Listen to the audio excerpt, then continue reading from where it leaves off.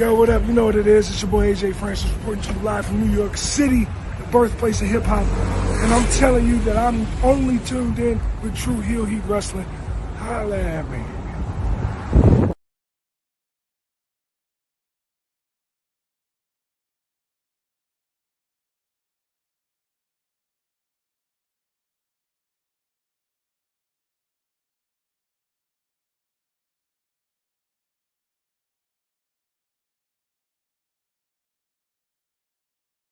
What's going on, everybody?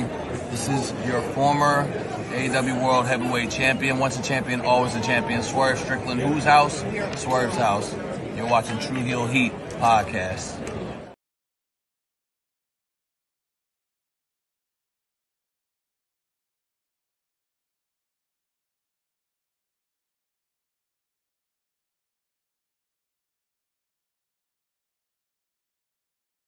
Rob Van Dam, listening to Tru Heel Heat. Pow.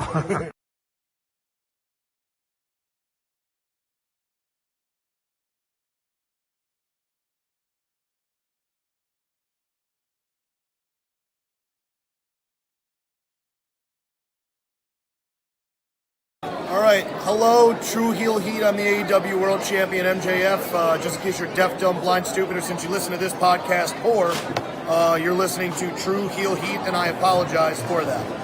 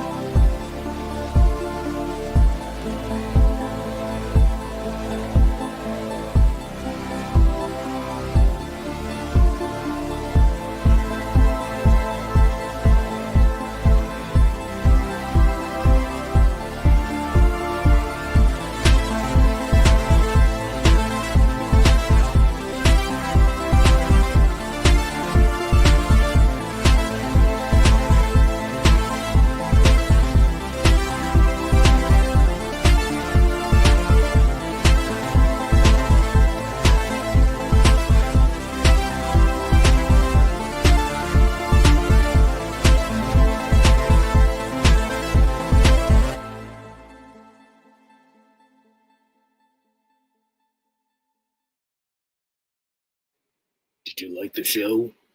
Did you like the show? All part of the show. Yes, I heard, there's a lot of people who are upset about a recent return on the Tru Heel Heat YouTube channel. You know, we had a lot of questions being asked, but I just want to let you know it was all True Jaw Josh. True Jaw Josh wanted this person to come back, so I just had to. True Jaw Josh was like, I want to work with this person, so doesn't matter if he's got a case. He wanted him on the show, so I just do whatever you want to do. Oh, press conference? No press conference. No further questions because I'm the game. I'm bald. And I can't get any hoes not named Stephanie McMahon. This is the Tru Heel Heat flagship podcast. Let's hit the intro.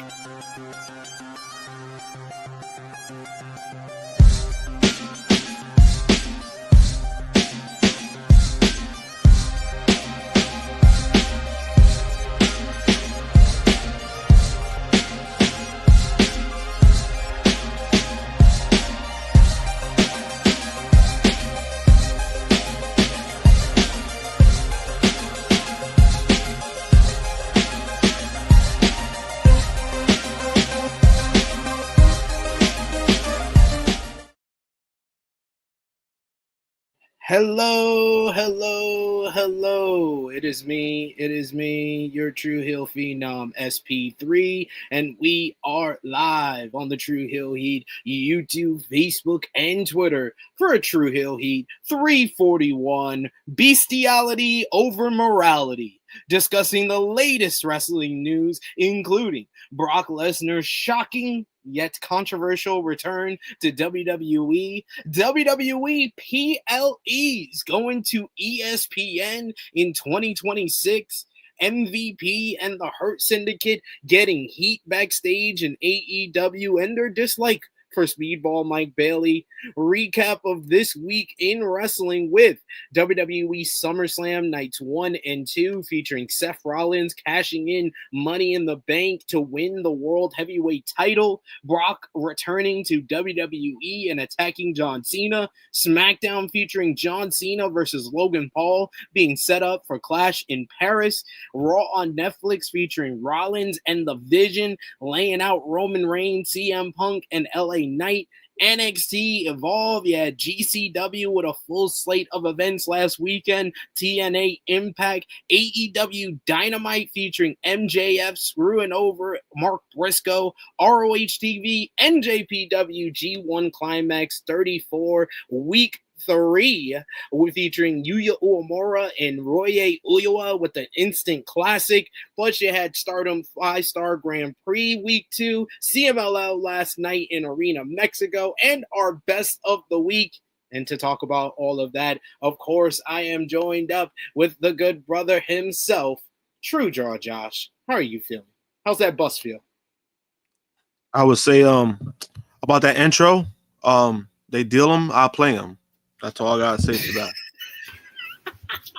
Great response. But yes, we are going to talk about a very, very busy week in pro wrestling this past week, coming off the heels of SummerSlam and everything going on around the wrestling world. So we appreciate y'all for joining us live. Appreciate y'all for watching us on demand. Remember to show your appreciation back the simplest way possible. Let's drop the thumbs up on this video. You can share this video with all your wrestling fans, friends, and family on all your favorite social media platforms. If you are new to the Tru Heel Heat YouTube channel, hit that subscribe button, hit the bell to stay notified for all the great content here. And of course, you can sound off in the comment section if you're watching us on demand. Let us know what you thought about this week in wrestling, especially the Brock Lesnar return to WWE. And of course, if you're with us live, you could sound off in the live chat. We love to interact with all of you. This is our most interactive show of them all, so we're trying to highlight as many of your comments as possible.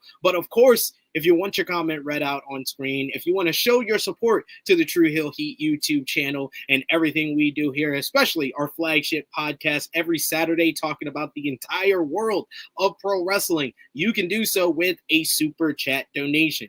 Any dollar amount matters. It goes back to the contributors that you see on screen with us here, and we always appreciate your support. We got Jeffrey in the chat who says happy Saturday. We got Clown in the chat who says good morning, everyone. Good morning to you.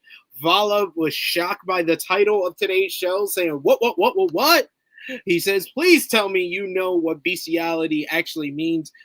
No, I just put it in a title because it sounded cool. Well, I did do that, but I know what it means. I'm not dumb. We also got Chuck Berries who says, good morning, THH fam. That was a hell of an intro. SB3, the Disney conglomeration officially gets bigger. Indeed, it does. We also got Zach in the chat who says, good morning, SB3 and everyone. Got to say good morning to Josh, of course. The fuck? What kind of shit is that? The fuck? I'm here on time. The fuck?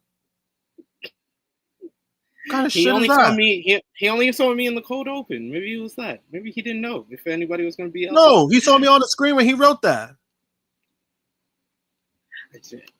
I don't know when that came in, so I can't confirm nor deny what you're saying, sir. We also got Michael Allen Lewis who says Konosuke versus Shooter at G1 was a banger, but Volub says it felt a little slow. So we'll talk about that the G1 Climax a little bit later here. Davion says, "Good morning, everybody. My name is Davion, and I think the Wolves are better than the Lakers. Well, they are for now. We'll see about next year." Luka got his extension, baby. Let's go. Got the extension. He a Laker. He gonna be a Laker for life. We ain't gonna do no dumb shit like Nico Harrison. No.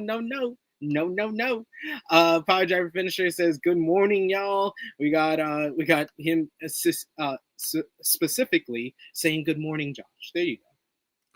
Yeah, I appreciate it. No, I hope Zach sprains his big toe today. You did that to yourself. He's saying Happy Melon Day to Vala without even saying Happy Melon Day to you. Look at this. This disrespect. Man, I hope you sprain your ankle now. Fuck the toe. I hope you sprain your ankle. Alexa Bliss Gamer saying happy birthday to Alexa Bliss and me. Happy birthday to you. Happy birthday to Alexa Bliss. You got a lot of birthday celebration on last night's SmackDown, which we'll get into a little bit later here. But yes, we got a bunch of people in the chat. So sound off. Keep it coming. Keep the conversation going. We got a lot to discuss on this week's show. I don't have Krssi here. Krssi has a migraine, so she's not going to be making it for today. But we will have Top Guy JJ joining us today as his one a month appearances. He was due, and of course, he had to show up the same time that Brock Lesnar showed up. So, oh my God, yo, hey. Coincidence? I think not. We got the Tru Heel roll call, how we start every edition of our flagship podcast. Our Tru Heel roll call, our top 3 conversation starters over on the Facebook group page. You got Jermaine Packman, you got Joe Bellini, and you got Stewie John Palmer. Our Patreon backers, you got Vala, you got Negro Buck, you got Professor Chris, you got Trey, Robert, Steve, Ladarius, John Martin, Dolores, James, Allen, Santo, Justin Rich, and Chuck Berries. Thank you so much for supporting us over at patreon.com/Tru Heel Heat. $3 a month gets you exclusive content. It's the best place to support us when we are not live here. You'll have additional content. This weekend, we're dropping our latest, what we're calling the GOAT match series with me and Jimmy Macaram, watching some of the greatest matches of all time. And this week, we're watching Swerve versus Bryan from last year's AEW All in London. We'll also be watching this month Sasha Banks versus Bailey at NXT TakeOver Brooklyn to celebrate the 10-year anniversary. And we'll see where those matches line up as far as the Okada Omega series. We rank those 4 matches, and we're going to place where each of these go in. And yes, Vala, yes. I'm very. This is the duality of SP3. He says, "GOAT match series versus worst of the weeds." You get kicks out of both. Me and Jeremy have been watching the worst matches of all time on Worst of the Reeds. We watched all of Goldberg's Saudi Arabia matches. We watched. Oh, you want to know the classic that we watched, Josh? We watched Jenna versus Charvel from TNA Victory Road, 2009. That is by far the worst match I've ever seen. Why are you guys doing that to yourself? Because you have to understand the beauty of horrible matches. There's a beauty to it. There's an art to it. We watched DX versus the Brothers of Destruction as well. Oh boy. We watched James Storm versus Chris Harris, a blindfold steel cage match from TNA as well. Oh my God, I remember that match. And, so bad. Oh boy. So bad. Yeah. So bad. It's not a fuckery, and it's not even like talking about past the 2000s. Like, what the fuck? You expect that shit from like Attitude Era, but not like, god damn. It was really bad. It was really bad. I don't know what we're gonna watch next. We said we got to watch some bad AEW matches. So we talked about Mercedes and Britt from All In London last year, or Matt Hardy versus Sammy Guevara from All Out 2020. Those are Billy Gunn versus Jay White, but Jeremy loves horrible Chris Jericho versus Adam Cole. Oh, that's a good one. That's a good one. Good shout. Good shout there. Give me your worst AEW matches so I can suggest. No, our producer saying Jade Shaq. That Jade debut was actually good. Like, what are you talking about? Just because it had Shaq, and actually Shaq looked actually decent too. Shaq was actually good in that matchup. Like some people get misconceived because AEW has set such a high bar. They misconceive good matches as bad matches. That's not a bad matchup. Just like some people will say, the electrifying the electrifying barbed wire match. That was actually good until the finish. Yeah, the match was actually the match was great. It was the post match that killed the match, but the overall match was actually great. The death, what was it? The exploding barbed wire death match. Yeah, it was actually a great match. So I think people get that confused too, where it's like you're gonna watch a great match. It's just the post. Now you did like a series of post shows disasters. That's a different. Yeah, horrible moment in wrestling. Maybe we could do something like that as well. We do got Call Me Mr. Bonda, who is once again a member of the channel. Thank you so much, Call Me Mr. Bonda, for that. When you're a member of the channel, you get early access to a lot of our THH cuts, as well as other exclusive content. So thank you, Mr. Bonda. It's just $1 a month to join and be a part of the gang here. We also got Valab with a super chat donation. Thank you so much, Valab, for the support. He says, who's grain? Migraine. Sorry, Krssi. Hope you're resting well, sis. Yes, we hope Krssi is doing well. Hope she is back next week here with us on the channel. I did suggest this to Avala. He says you need to watch the electric steel cage matchup. I think that's Team 3D versus LAX. I remember that. Yeah. The TNA matches. What the fuck? TNA's got a lot of them. It's got a lot of them. You could do a whole series on just TNA. Oh, that's a good shout too. Michael Nakazawa versus Alex Jabali. Yes, I remember that. That was really bad. Oh god. Oh god. That's PTSD. That's a good shout for the GOAT match series. You called me Mr. Bonda, saying was rewatching Bryan Danielson versus Kenny Omega from Dynamite Grand Slam last night. I need that rematch before they hang them up. Cry emoji, tear emoji, heart emojis. Yeah, I was supposed to be there. That was probably the best match I've seen live in my life. Bryan and Swerve was that for me. I even love the fact that I could see myself. When he does the dive early on in the matchup, I'm in the third row like, yes. And then, of course, Jimmy's like, this, Mark. We got Davion, who says, worst AEW match. Jeff Hardy versus Jeff Jarrett, Texas Chainsaw match. Absolutely. Agreed. That was really bad. That was horrible. With the whole backstage sit with people freaking throwing blood on themselves. Awful shit. Yes, Vala. Yeah, that's on our short list. Billy Gunn versus Jay White. Where freaking 50-year-old Billy Gunn beats the hell out of Jay White. Ruined my goat. Michael Allen Lewis says Britt versus anyone worse AEW match. Don't be sleeping on Britt versus Thunder Rosa. You a damn lie. Britt and Thunder Rosa, that's one of the best AEW women's matches of all time. I can understand you don't like Britt Baker, but goddamn, you know that ain't true. We got Vala. It says 2007 TNA was great, but also had some all-time stinkers. Indeed. Also got he says TNA. Dion says TNA Reverse Battle Royal. That's a good shout as well. We got Davion, who says GOAT match series, Adam Page and Omega versus Young Bucks Revolution 2020. That is actually, I was looking back on all the videos we've done for AE Ramble or AE Recap. That's the very first pay-per-view that me, Jimmy, and Cash reviewed back when I was working at the hotel, when we used to do a whole bunch of content at the hotel before the pandemic. Like, yeah, so I want to go back and watch that, especially with Jimmy. We got Pride Drive Finisher, who says Swerve versus Dustin. Awful match. I will never forgive Dustin Rhodes for no selling a cinder block to the ankle. Oh my god, so bad. Hate him so bad. That's the origin story of my hatred for Dustin Rhodes. Is that matchup from World's End 2023? Well, I mean, hey, at least he's out now. He gained double knee replacement surgery, apparently. Yeah. Godspeed to Dustin. He's getting the surgery on August 21st, and he's going to be out for a while. So they're going to have to figure out what to do with the ROH World Tag Team titles and World Trio Champions. I had to drop it. Just drop it.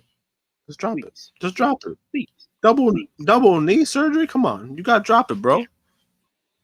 But what was, I think it was last year, Wheeler Yuta was out for like the first half of the year. He still held on to the pure title despite him being injured. That's true. Fuck. I will not put anything past Tony Khan because he does not care about Ring of Honor and thinks that nobody is paying attention. So. But let's get into things, guys. Let's talk about what we missed, and we're going to talk all about WWE SummerSlam Nights 1 and 2 from MetLife Stadium. Night 1 was featured, of course, in the main event. It was CM Punk defeating Gunther in a tremendous main event matchup. These two men put on a really kind of a old school technical wrestling bout, and basically it was the story of Rocky IV, where Punk was facing the evil foreign Ivan Drago like Gunther, and all he needed was that one shot that made Gunther bleed before he would hit 2 go-to-sleeps to win the World Heavyweight Championship, CM Punk's first WWE World title in 12 years.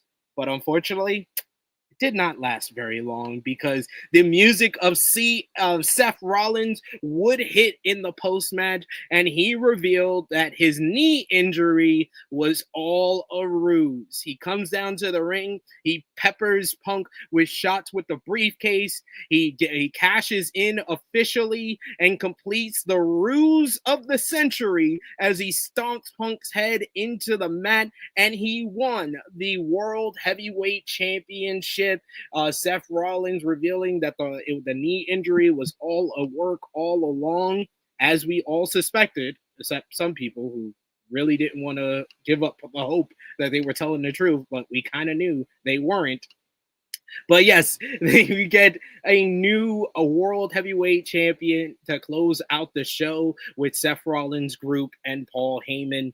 Then you also had Roman Reigns. He teamed up with Jey Uso to pick up a win over Braun Breaker and Bronson Reed in a very fun tag team opener, which had freaking Roman Reigns about to die at one point with that dive that he did. Yeah, but in the end, it was Roman who actually sacrificed himself for his cousin Jey Uso in what was a really good, really strong way to kick off the show here. You had Charlotte Flair and Alexa Bliss. They defeated the Judgment Day to win the WWE Women's Tag Team Championships. Sami Zayn picked up a win over Karrion Kross. Tiffany Stratton beat Jade Cargill to retain the WWE Women's Championship, while Logan Paul and Drew McIntyre defeated Jelly Roll and Randy Orton in a solid tag team matchup. Before we get into everything Night 2 related, what did you think about SummerSlam Night 1? I know you were on the review, but any additional thoughts? I think I have to refresh because the StreamYard, I hate this new version of StreamYard. I hate it so much, but that's besides the point. Let us know any additional thoughts you had on Night 1. No, I mean, I kind of just feel the same way. I thought Night 1 was whole lot of mid with a great main event. So basically the main event saved SummerSlam overall for Night 1. Great. The main event was great. Great cash in. Predictable, still great. Besides that, I mean, Night 1 again. There was a lot of mid. Too many tag team matches, 3 in one show. That's half the show. 6 matches, 3 of them were tag team matches. There was too much for me. But besides that, I mean, Not a lot to write home about besides the main event. You know, that's about it, you know, for night one. Yeah, I really enjoyed. I know some people thought that Punk and Gunther was horrendous. Or well, yeah, no, it was atrocious. Atrocious was the word that I saw being used. Yeah, yeah.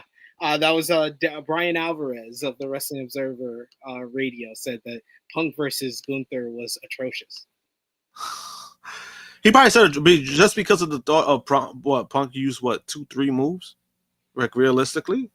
No, that was the complaint that Alex Pulowski, because I did the Fightful Sour Graps post show on Fightful Select, and he was like he didn't like the matchup because Punk just used 2 moves and got the win, and he didn't like the whole story being that Punk's trying to prove that he's the best in the world, but he got his ass whooped for most of the matchup. So I understood that. I understood that argument. I did not understand Brian Alvarez saying that the match was atrocious, because he says that Punk was gassed a few minutes into the matchup, and he had some sloppy moments, some sloppy moves in the matchup, and there were some people that actually supported what he said and stuff like that, but I didn't think that. I thought that this was like an old school grinded out matchup, and maybe it's because I enjoy Gunther whooping somebody's ass for a very long time. I'm down with it. Yeah, and I think probably Brian was also talking from a like a wrestling training aspect, because he was a wrestler one time, so maybe he's speaking on that. I don't agree with what he said because I thought the match was great. You know, again, and I've always said this, you know, Punk's strongest point is the storytelling in the ring, and I felt like that's what they did. That's what they did. Gunther whooping his ass for most of the match, and then Punk using what Gunther's not used to is like the outside kind of things that's outside the ring. Yeah, I like the simplicity of that story of when it stayed in the ring, Gunther dominated. When it went out of the ring, that's when, and Gunther got too cocky, that's when he lost. I like that simple story, but you could see it evident by the way they told it. So I thought it was an excellent matchup. But was it better than night 2? I don't know. We'll talk about night 2 here as well. Only thing I want to else mention about night 1. I think we had the similar conversation after Night of Champions. It might be over. I've never seen a bigger buyer's remorse than Jade Cargo versus Tiffany Stratton. It feels like WWE has given up on the Jade Cargo project. Do you think so, Josh? It feels like it. I would hope not, for her sake. But I mean, it's just, you know, there's too many signs. You've seen how they've been using her. She was paired up in the tag team for a long time. The only reason why they propped her up was because of the Evolution show. You know, that was the main thing. And then we got a 7-minute match too. So it's not really a lot to look forward to. And I mean, it's very unfortunate, but I think we've kind of been seeing the writing on the wall for a while. WWE has, you know, they haven't done favors for her either. I think the booking wise, you know, they haven't really made her look strong. You know, things you could do to cover up like her flaws, they haven't done at all, which is kind of surprising with WWE. But I do agree that there is a sense of maybe buyer's remorse when it comes to how she's been used. Yeah, like I didn't want to see this for Jade Cargo. I know I've been critical of Jade Cargo, but I saw all this happening. I saw all this happening before my eyes because they haven't booked her well. Like, people want to say, "Oh, she's not ready for this. Not ready." That's not the point. They positioned her in a certain spot, and they haven't booked her properly to excel in the spot that they're giving her. Yeah, and this is not something that we were like bragging that, oh, we were right, because I think we both, even like the, you know, Krssi and Jade, you know, they wanted Jade to do well. It's not like it's something that we were bragging about. It's just that we kind of saw the writing on the wall when it comes to Jade and how they've been using her. It sucks. It really sucks because, again, I thought there was a lot of potential there, because even if she's limited in the ring, WWE has done wonders for some people where they kind of cover up certain things, and the fact that they haven't even attempted that it's a little weird to me, because it's like, if she's limited in the ring, should make her a dominant force. She should be dominant in some kind of fashion. Instead, you kind of make her look weak. I do agree that her being heel would have been better. Expands her character. Face is not so much that it's a bad thing, but it's like, you got to do something at this point. She can't keep getting her ass whooped and then keep coming back. And that's been her biggest flaw. That's been the biggest flaw, not even with her, is the booking. That's not how you should be booking her. 100%. I do agree with Tuan back. Her gear was exceptional. She never that the gear is on her, and she always comes legit. She always looks like $1,000,000. It's just the booking has struggled. One last thing about night one, I do want to give credit for one match that I thought would be bad, but it was at least decent, was the Jelly Roll matchup. And we'll talk more about the Jelly Roll and his role in what happened in that matchup. But I thought this match went way better than it had any right to be. What you said? That's a creative control. That's a creative control. Creative control. What do you mean?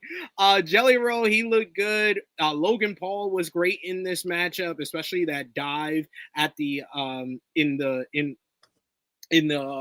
matchup. The frog splash through the table was exceptional, and I like the fact that we had a surprise winner in like the freaking celebrity finally didn't win a match in WWE, which, hey, credit to Jelly Roll above all else. But any thoughts on Jelly Roll's performance? Like I said, I think he did way better than he had any right to be, and the layout of the matchup was really well done. So shout outs to the producer of the matchup, whoever that was.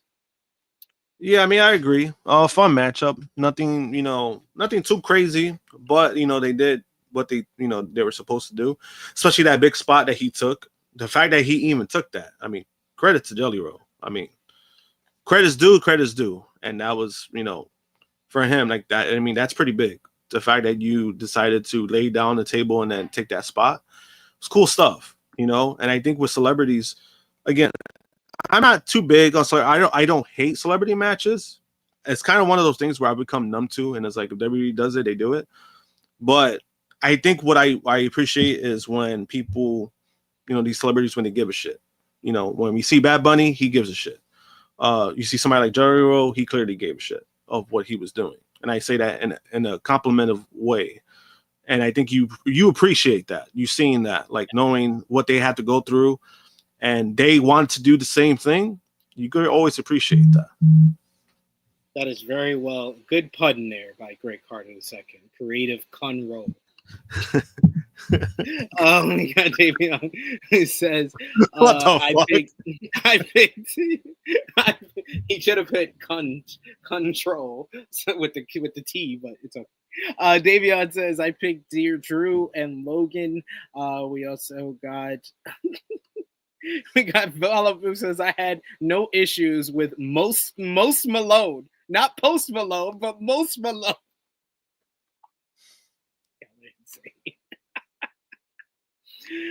We got Dion who says, I don't see Jade having a long wrestling career. I wouldn't be surprised if she's out of the business once her contract is up.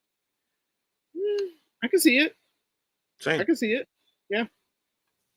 But let's talk about night 2 of SummerSlam. Night 2 featured Naomi picking up a win over Rhea Ripley and Io Sky in a great triple threat opener to the show to retain the WWE Women's World Championship, with Naomi stealing the victory, rolling up Rhea after she did an avalanche riptide onto Io.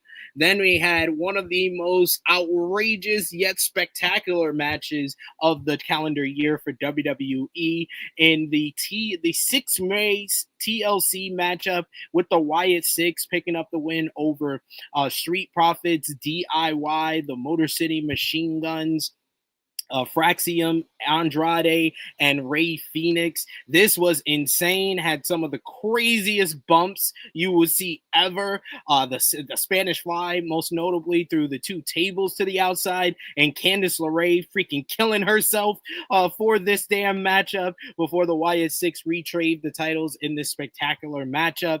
Becky Lynch, she retained the WWE Women's Intercontinental Championship, beating Lyra Valkyria in a good no DQ matchup, despite the fact that this crowd gave no fucks about it because it followed a spectacular six-way TLC matchup. Better, Triple H, flawed, bald fraud.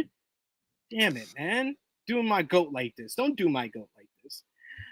What wasn't good, though, is Solo Sikoa. He picked up a win over Jacob Fatu in a steel cage matchup to retain the WWE United States Championship, thanks in large part to outside interference from pretty much everybody from the MFTs, most notably Tala Tonga, who helped him to victory. But post-match, Jacob Fatu got the last laugh as he beat down both JC Mateo and Tonga Loa before doing a spectacular moonsault off the top of the steel cage to lay them both out. Dominic Mysterio picked up a win over AJ Styles to retain the Intercontinental Championship in a match that had some Eddie Guerrero spots galore throughout, especially the one spot where they used the steel chair. In the end, though, it was another Eddie Guerrero spot as AJ Styles pulled off the boot of Dominic Mysterio, who used it to retain the title. But what everybody is talking about is how SummerSlam Night 2 closed. And it closed with Cody Rhodes defeating John Cena in a phenomenal matchup. That is arguably the best WWE match of the year, as these two men went at it in a phenomenal street fight that saw Cody win the undisputed WWE Championship back. We had the Cody Vader being used for an attitude adjustment coming out of the ground. We had tables galore. We had chairs. We had steel steps, steel guardrails. In the end, it was Cody Rhodes who pulled out multiple Cody cutters, a crossroad after crossroad after crossroad after surviving multiple AAs, who won the matchup, defeating John Cena after giving him a salute for the win to regain the WWE Championship. Post-match, we saw an emotional scene as Cody hugged John Cena, reclaiming the title, an emotional moment where a lot of people said it felt like a passing of the torch, if you will. But after Cody left, he left John Cena in the ring to have a final farewell and a standing ovation from the fans, only for Brock Lesnar to show up.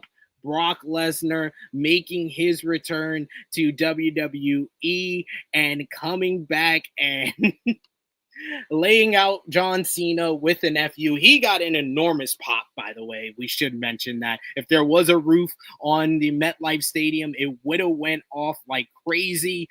And Brock Lesnar lays out John Cena with an F5 to close the show. What was your overall thoughts, Josh, on night 2 of SummerSlam? And then we'll get into the Brock Lesnar of it all. But what did you think about Cody and Cena? What did you think about the three-way, the TLC matchup, the middle portion, which kind of fell off a bit, and how they closed? Like I said, SummerSlam Night 2 was definitely better. It could have been a lot better. I'll get to that. Fun opening match. TLC match was great. And like I said, the following 2 matches, the Becky and Lyra match and the steel cage match, I did not like at all. That's where it started to take a dip for me. But then, the Dom and AJ stuff was actually really fun. That was a fun matchup. And then, we had that freaking main event, which, I was personally happy that John Cena showed up. I was happy to see that. You know, it being a street fight did definitely help, especially once it got to the crowd. A lot of things picked up, and I felt like it was something about like the match itself when it started. It actually wasn't bad. It was okay. It was better paced than the WrestleMania match, but once it got to the crowd, I felt like there was just something about it that kind of, I don't want to say motivated both guys or like you know, did something, but that definitely did something when it came to that. And then obviously the finish, you know, and then, you know, we got what we got. I think to me that took a little damper of the ending of the show, at least for me personally. There was people who were excited, but for me it was kind of like, damn, this show went from an 8 to a 7 because of that. Yeah, I would have honestly, without what happened at the end for me personally, I would have said that this was WWE's best show of the year.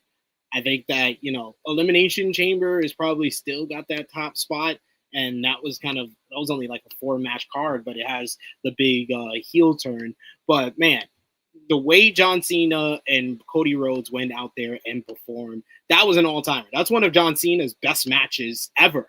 And that's not something that I thought I would ever say in the year of our Lord 2025, after how the year started and how he looked back in like 2023 even. When I was one of the guys here on this show talking about 2023, John Cena was horrible. He was pantomiming. He was calling all his spots in the ring. It was just really bad, John Cena in 2023 even. So to see him come out and just turn back the clock, have an instant classic with Cody Rhodes the way he did, that is arguably one of Cody Rhodes' best matches since returning to WWE. It's right up there with the Seth matches, the Roman matches, and the AJ Styles match.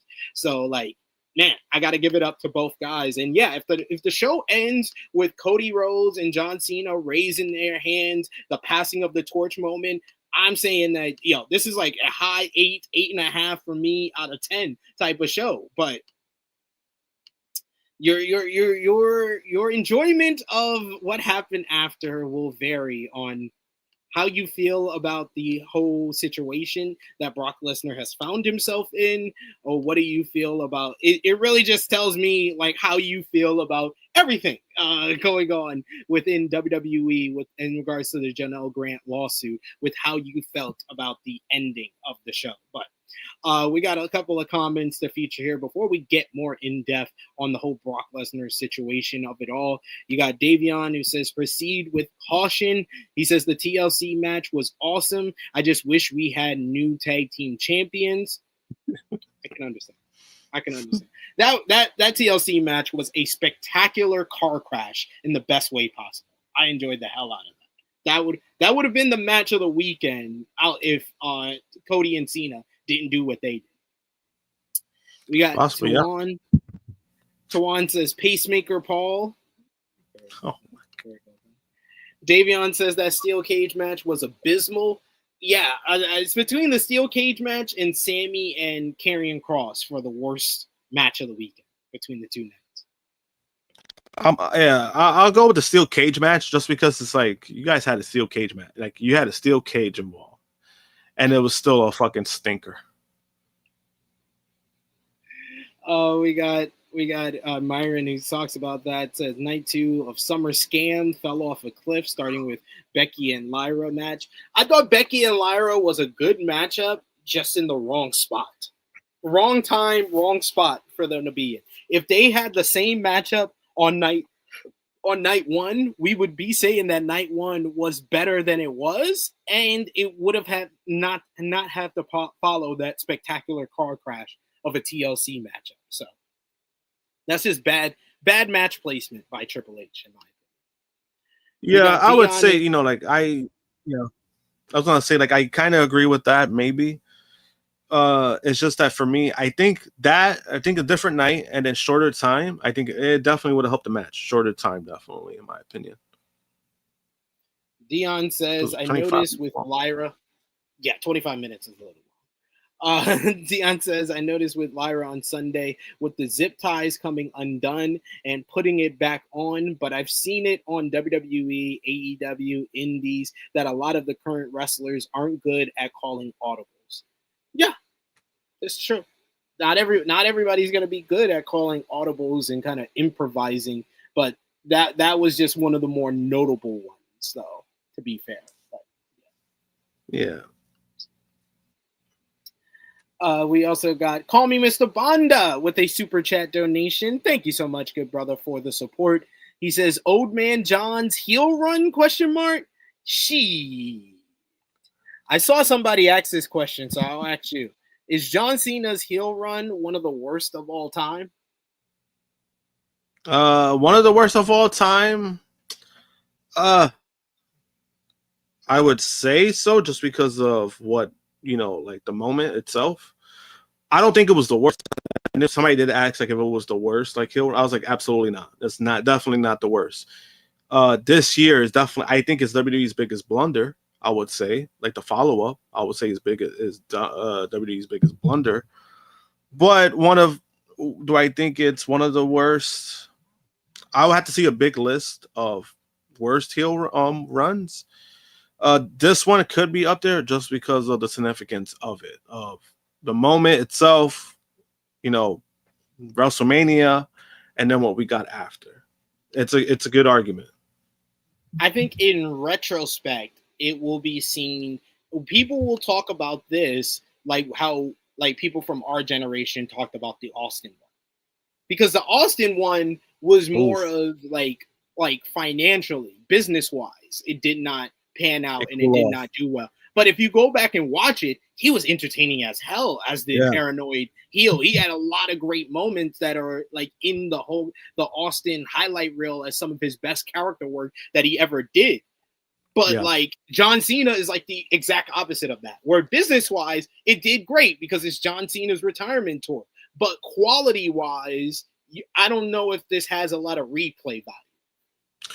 Yeah. It's funny that you actually brought that up, because when somebody made a tweet yesterday and they asked like if John Cena's heel run was like the worst of all time, I said no. I was like, I don't think it's the worst of all time. But I did say like, it's WWE's biggest blunder this year. And then somebody did write about the Austin heel run. They said that it was worse because they killed their business at that time.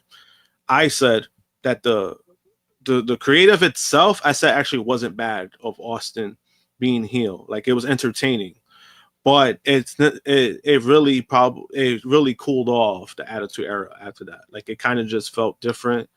WCW going to the Shedders also didn't help in that aspect, just because of them trying less. WCW was already dying. They tried less. So that plays a factor as well. But I do agree, like business-wise, it hurt. Like the Austin heel hurt, while this time around, I want to say it helped business because WWE's, they're still right there in business-wise because of the brand itself. They're promoting it as a brand itself. It's not so much of. Also, back then, we also got to take into consideration that there was guys who were probably bigger than the company itself back then. Like Austin was presented bigger than the company.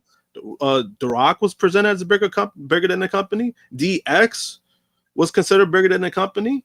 This time around, we have a lot of top guys. We have a lot of top stars. But WWE as a brand, that's what they push it. And I think that's the biggest difference as well. Yeah, I think the brand is bigger than any of the stars.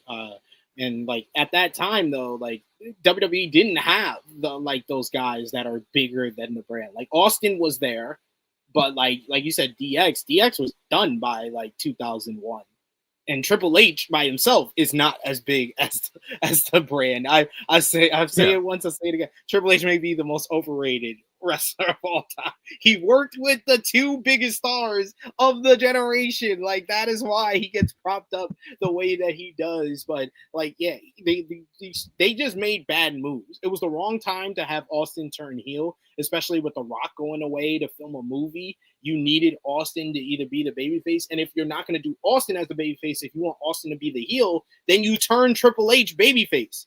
But they didn't do either. They had both of them be heel, and then the Undertaker and Kane were the top baby faces in the company until they brought up Jericho and Benoit in the summer, and then Benoit gets hurt, and then Triple H gets Or like, it's like, yeah, that was like, there was a lot of things that were working against them. Why the Austin run killed the business besides just Austin turning heel. We got Davion, who says Cena versus Cody 2 was a redemption match. Absolutely splendid. We got Dion, who says that this should have been the quality of the Mania matchup. 1000% agree there. Dion says we wasted 5 months on Cena's retirement tour. This bogus heel run. Yeah. Yeah. We're gonna see a lot of that. We got a super chat donation from our boy Valop, who says Brock should have come out to piss on you from the Chappelle Show. Oh God. Indeed. Tawan says 17 finishers hit between Cena and Rhodes. Certain sections of fans cried when Monet took 3 Storm Zeros and kicked out. Funny how that happens. Yep. Energy is not kept the same. Never. Not kept the same. And thank you, Vala, for the super chat donation as always. We got Project Finisher saying the same thing. Folks complained about the finishers here too. Yeah, that is true. I heard some people complain about the 17 finishers, including my good friend here, where me and Nate had to explain to him, it's 17 because he's a 17-time world champion. It's symmetry, it's cinema, it's cinema. I was like, yeah, that Triple H gaslight ain't gonna work on me, pal. T5 the Great says the crowd reaction to the ending of the TLC match says a lot about the Wyatt Six. Yeah, they were not into the Wyatt Six winning that match. At all. They were not into that. Not at all. Alex says it would have been different if the heel run was in 2012. He should have definitely turned heel after losing to The Rock at WrestleMania 28. Because even though Brock made him bleed at Extreme Rules 2012, the match would have worked better if Cena was a heel at that point, to me, I think. We got Clown. He says worst heel turn of all time, WCW, when they turned Raven into a spoiled rich kid. Oh my God. Michael Allen Lewis says, what about Goldberg's WCW heel turn in 1999? That was a horrible one. Our producer is very against this. Our producer is a big Raven fan, so he says that was great.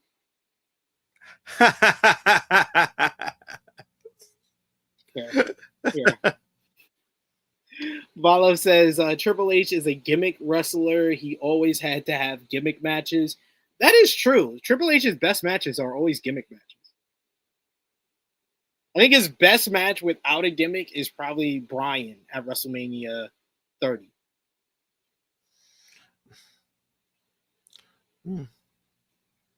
Could be true.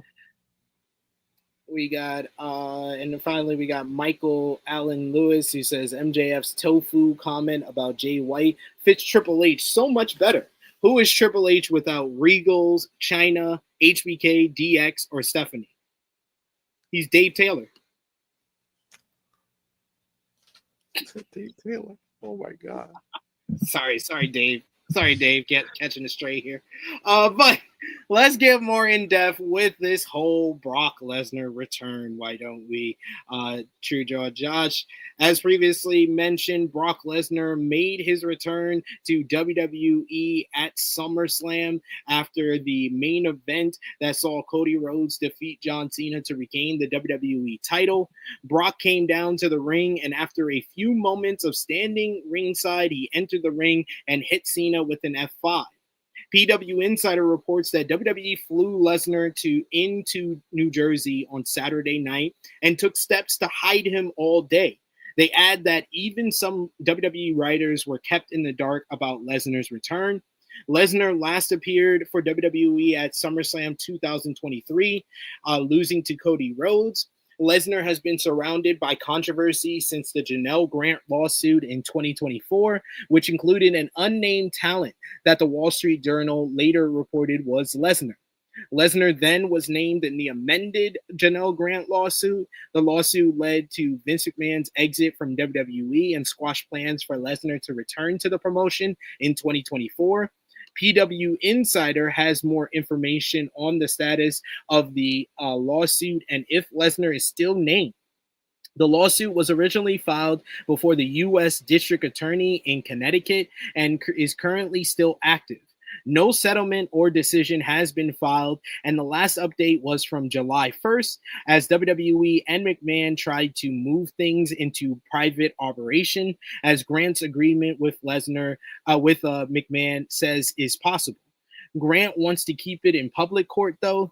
Brock Lesnar was never named as a defendant in the suit, so there was nothing to remove him from.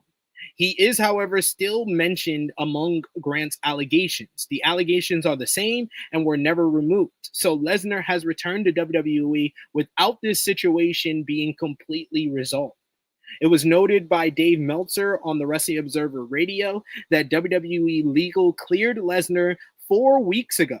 It was noted that WWE is confident that Lesnar is not a factor in the lawsuit and said that the decision not to bring Lesnar sooner was a legal decision and not a morale one. Adding, would WWE, Levesque, Nick Khan, and would they have used him if legal said yes? Well, guess what? Legal said yes, and so you know our answer.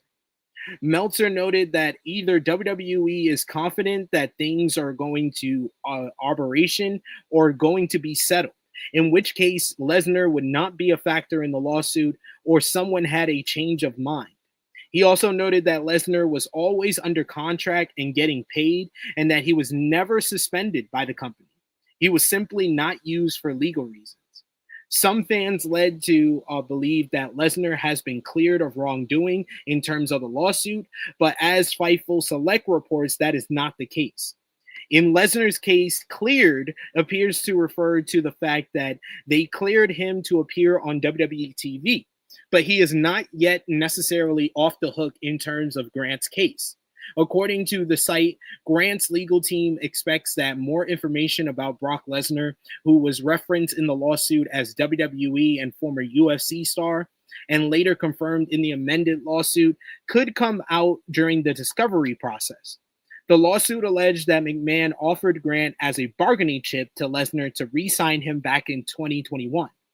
With Lesnar receptive to the notion, though the encounter didn't end up happening. Around the time of WrestleMania 40, when an outlet was convinced that Lesnar would return at the pay-per-view, Fightful was told by a WWE higher-up that a Lesnar return would not be happening anytime soon. Obviously, that proved to be the case. WWE's stance throughout last year when asked was that Lesnar was nowhere near a potential return, and one employee told Fightful that a directive stated that Lesnar was not to be included in any video packages or promo pieces. Only Vince McMahon in recent times received that treatment. WWE began referencing Lesnar on TV again in recent weeks. Fightful Select also reports that Lesnar's return was kept secret from WWE production crew, writers, and producers, and that many backstage thought that the big surprise at the end of the show would be an appearance by The Rock. They noted that the plan now is for Lesnar to feud with John Cena. Cena is set for the August 8th, 22nd, and 29th episodes of SmackDown, as well as Clash in Paris on August 31st. So he will have ample time to build the storyline with Lesnar, but that seems to not be the case as he's facing someone else at Clash in the Castle, with Clash in Paris, which we'll get to later. Lesnar flew into Teterboro Airport on a private plane and was at MetLife Stadium by 9:15 p.m. Eastern, with WWE keeping him hidden until he appeared. WWE executives noted to Fightful that Lesnar is not being persecuted or sued in the Janelle Grant lawsuit, though he has not been cleared of any wrongdoing either. WWE announced on Saturday night after SummerSlam Night 1 that they would no longer include taking questions from the media as part of their post shows. And so many are now assuming that the reason for this is so nobody would have to answer questions from the media on Lesnar, who of course returned the next night. Fightful Select reports that there have been very mixed emotions regarding the Beast Incarnate's return. Not everyone is sweeping the allegations under the rug. However, it doesn't appear as though anyone is planning to walk out of the company or anything extreme like that. Apparently, WWE told no one about Brock's return, and not even John Cena's cameraman, Stu. It was noted that WWE doesn't care how talent feels about it. Shit.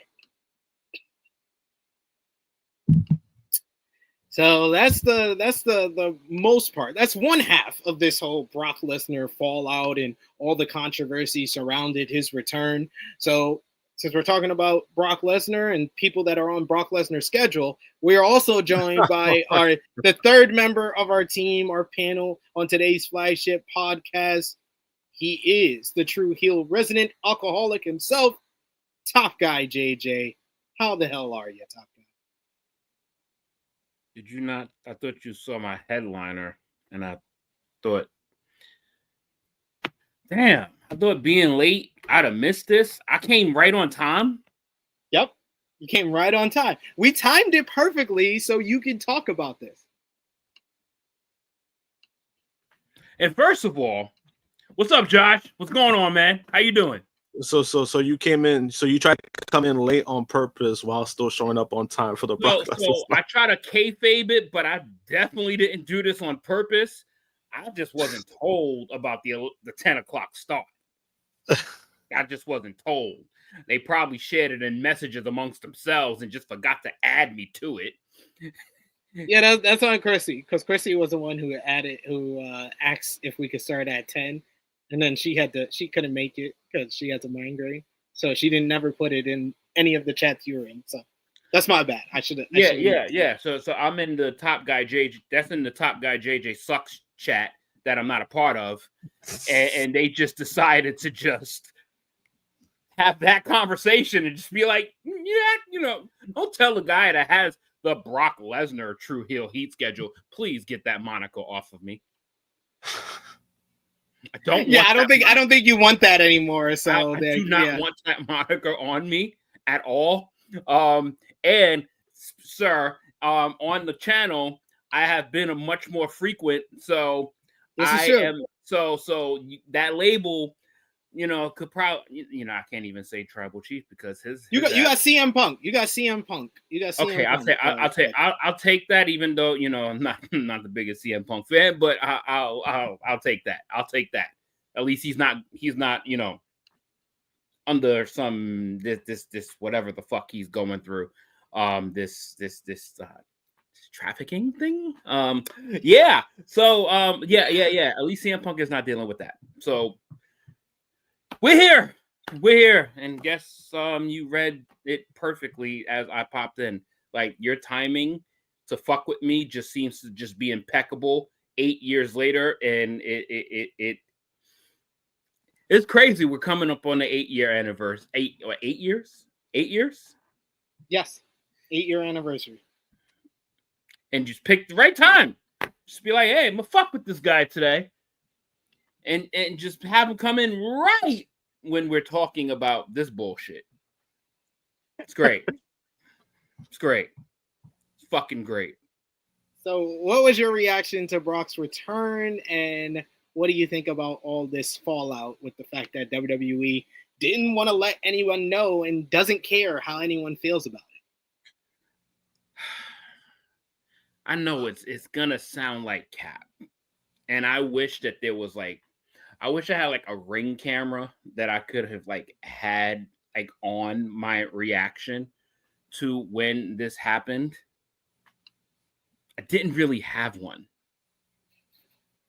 I really didn't, because I was so enamored with the John Cena and Cody Rhodes banger of a match that the show should have just ended. And then this just all felt like after the credits. This felt like a dark return or something. The level of unnecessary that this was, and we touched on it a little bit on Rated Raw Review, and it was, I just didn't understand it. Like, I didn't understand it, but you know, I guess for the people that was in attendance, they lost their shit, even though, you know, and then all of a sudden, once their adrenaline left their body, they're like, oh yeah, that stuff is still happening. Yeah. Fucking ring entrance music doesn't make shit go away. Like, at this stage of his career, and with everything happening and him, like, he's not cleared fully. He's cleared by WWE, apparently, clearly, but it's not over. We haven't heard anything official, unless I and millions of people missed it. But I don't think it's over. But, you know, according to WWE, it is. And I love the fact that when the crowd at the press conference, not a press conference now, it's now a post show, because it's not a press conference because nobody asked questions. When they chanted, "We want Cross," he told them, "Y'all got Brock." So we want Brock, you got him. Just love all of that. Like, just you know, you could hear Cross. There's no, like, you know, like, there's none of that. You Cross. You hear it. It's pretty loud. It's pretty clear. That man got to get his hearing checked. You got Brock. Nobody literally no one acts for this. Like, literally no one acts for this. I think there was maybe one person out of like the 50-something thousand people that had a sign for some reason. I think he was an extra. I'm going to guarantee that person was an extra, because I'm pretty sure that no one wanted or cared. But obviously, if you're in the event and it shocked you, oh, shit. I'm kind of glad I saw it at home instead of at live, because I would have probably been one of the dummies to kind of, like, you know how we react when we see somebody, you know how us colored folks act when somebody starts running, we start running too. You know, so it's kind of like everybody popped, and it's like, oh shit, and it's like, fuck did I just do that for? What the fuck did I just do that for? Now I'm tight. Be mad at yourself. I'm gonna be mad at myself. But I don't know, man. Like, I just think it's unnecessary. And then Friday Night SmackDown proved it to be completely unnecessary. Because it just got washed away. He's not even fighting the guy in Paris. He's probably not working until like Survivor Series. Like, so you did not have to bring him back at SummerSlam. He's not fighting him in Paris. So why the fuck did y'all bring him back to end SummerSlam after both John Cena and Cody Rhodes' matches of the year? Like, why? Maybe somebody can help me understand it, because I sure the fuck don't. I'm really baffled on why you needed to do this here, and I'm also not baffled, because WWE, I've said it once, I'll say it 1,000 times this year, they have made it very clear of a couple of things this year. They are very dependent and relying on moments. They are moment merchants. They want this dopamine-like euphoria to sweep the fans and give them these moments that they'll never forget. But it really feels at this point like it's like fleeting moments, because the moments are so frequent that they're starting to not really matter in the long run. Like one of the big moments of the year was R-Truth returning at Money in the Bank. That's a fleeting moment, 100%, 2 months later, because he's right back where he was, and now he's back to the same character he was before, because John Cena is. So this is the type of things that this is them relying on moments to pop the fans, but they're not going to really mean that much in the long run. And this was just another example of it. And combine that with the fact that, yes, he is clear to you and you only. His name is not removed from the lawsuit. The lawsuit is not in operation. The lawsuit is not being settled quite yet. This was WWE. I said it on the review. I'll say it on Rated Raw review, and I will say it here. This was WWE putting a line in the sand saying, we don't give a fuck what you think. You got a problem with it? We don't care. We know that we are riding high. We have so much momentum. We're making record profits. We got record attendance everywhere we go. It does not matter what we do. We are going to give you these moments. You're going to like it, and you're going to give us your money. Can just to add really quick, do you know what to kind of piggyback on what you just said just got nuked with the R-Truth thing, and clearly that shit don't exist no more. Yeah, Friday proved that as well. Literally what happened the night before. Nobody's talking about what happened the night before. No one's talking about Cody and Cena putting on an instant classic on the same night. Minutes before. They got people talking about SummerSlam, but not the way they want people to talk about SummerSlam. Because it wasn't a terrible show, but you just nuked whatever memory people had of it.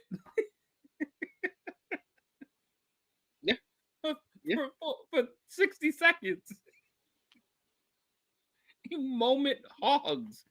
You fucking glory whores.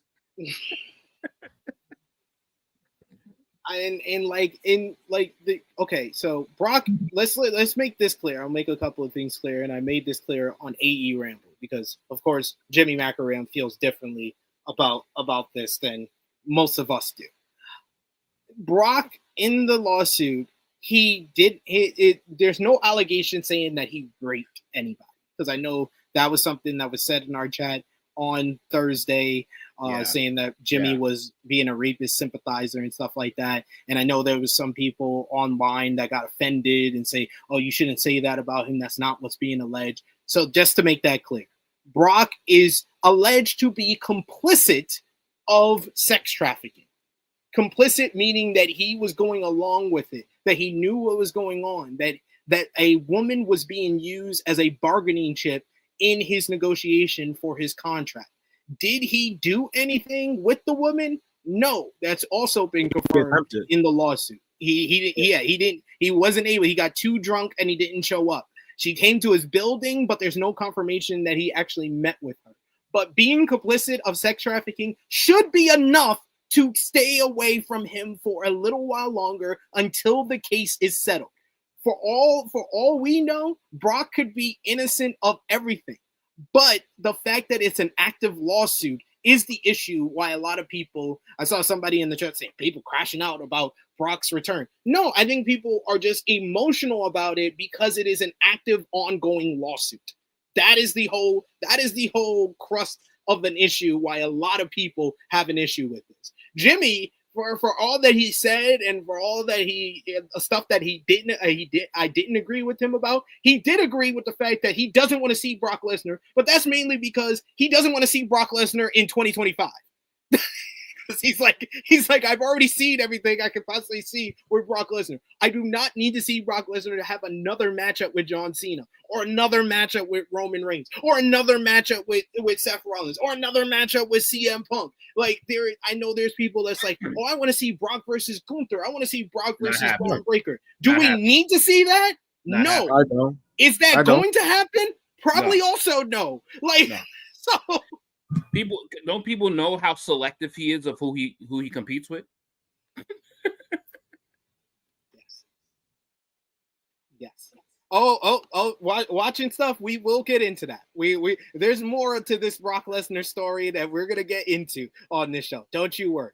But Josh, what was your reaction, and what do you think about the fallout that we've already discussed so far with WWE basically saying they don't care about how the locker room feels in regards to Brock being back? I think that Lance Storm also made a good point this week on Wrestling Observer Live, where he talked about what most fans should be thinking about is how the women that work in WWE are feeling, because this is not a case of, oh, this is just a one thing against Brock Lesnar. There's nothing else about his history. He has a very long and storied history of his treatment of women in the wrestling business that also does not look good at all. So what do you think about all this? I mean, am I surprised that the company doesn't care? No, because they're trying to justify their move. If they're going to make a decision, obviously they're not going to backtrack it. They're not going to, speak negative about it because it's a decision they make. So they're going to die on that hill when it comes to that. Regardless of Brock coming back, I mean, me personally, do I care about Brock? Not really. I haven't cared about Brock for years. I don't hate the guy. It's just something like when people talk about like, oh, I want to see this match or that match. There's nothing appealing for Brock at this point. Brock does 2 moves in the ring. So like you know what you're getting in a Brock Lesnar match, and I just don't. There's no need. There's not a need for me as a fan when it comes to watching Brock on TV in general. That's just this is me speaking as a fan when it comes to what I saw with Brock. As far as everything else, I mean, I stand by how I felt, where when I saw him, I was like, oh, dude, this is not a great idea. And it's one of those things where I know people like to use the term woke, or, you're trying to cancel him. I'm not trying to cancel Brock. That's not me at all. It's just one of those things where I think people just need to be held accountable. And by bringing Brock back, you're not holding him accountable. But the fact that your legal team saying, oh, yeah, he's good to go, people think that that's kind of like a W. That don't mean nothing. Your own legal team said, hey, you could do this. That doesn't mean anything. That's just your team telling you, hey, yeah, you can show up on TV. That doesn't clear you from anything. So when I spoke about it the next day on my Instagram story, somebody did try to they're saying things. They're making assumptions about something they didn't know about, and I think it was a frustrating conversation, because it's just like you guys are having thoughts of something you haven't followed or obviously read in. Like you obviously haven't read the lawsuit to make an assumption of, oh, Brock Lesnar is cleared. Oh, maybe there was a settlement. Brock is not getting the settlement. Brock is not the one that's being sued. Brock is being mentioned in the lawsuit for something that's serious. He was mentioned 44 times. And I think that's what a lot of people look over, where he's mentioned for something that could be potentially criminal. That's the thing. There's an attempt of what he did. That's still a crime. Attempting is still a crime. And that's he's complicit. He's complicit with the knowledge that he had of the situation. So if the case gets to discovery, he could be becoming a defendant in the suit. Yeah, and that's the part that I think that's where WWE's legal team. Obviously, I'm not a lawyer, but I do feel like they kind of screwed up with, where I think they should have waited to Discovery, because with Discovery, at least you have an idea of where that's going. If he's completely innocent or there was no wrongdoing, then he could actually come back. Now people will have like their own personal feelings to that, no matter what. But at least there will be some kind of clear indication where it's like, all right, Brock didn't do anything wrong. He's cleared, right?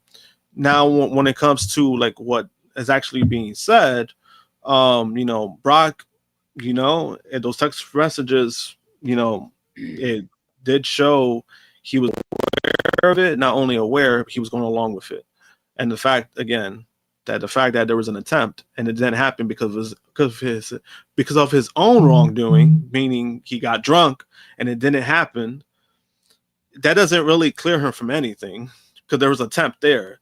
So that's where I think he's still gonna, if they decide to push it, he can still face some kind of consequences when it comes to that legally. But besides that, I mean, it's just the overall picture. Like me as a fan, I don't need to see Brock. In general, he's done it all, I feel, for the most part in his career. He's built his career, obviously with his own work. He did something that a lot of people can't say they did. He was able to make a lot of money to work less. That's a lot of people's dreams, and he's been able to do that for his own hard work. I will never take that away from Brock.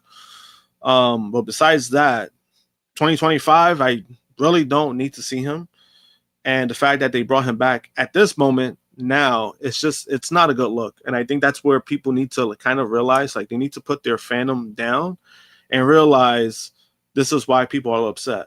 Now you can say some people are going overboard with them being upset. I could say that, but I think it's one of those things where if you're overall joyed of it, then that's also a problem, in my opinion.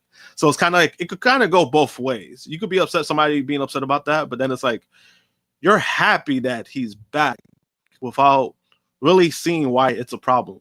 That alone, it's a problem within itself. And their whole treatment of it, or like reaction to it, WWE as a company, has been so cowardly. Not doing the press conference because you don't want to get questioned about it. And then we got to get into what Triple H said on the post show.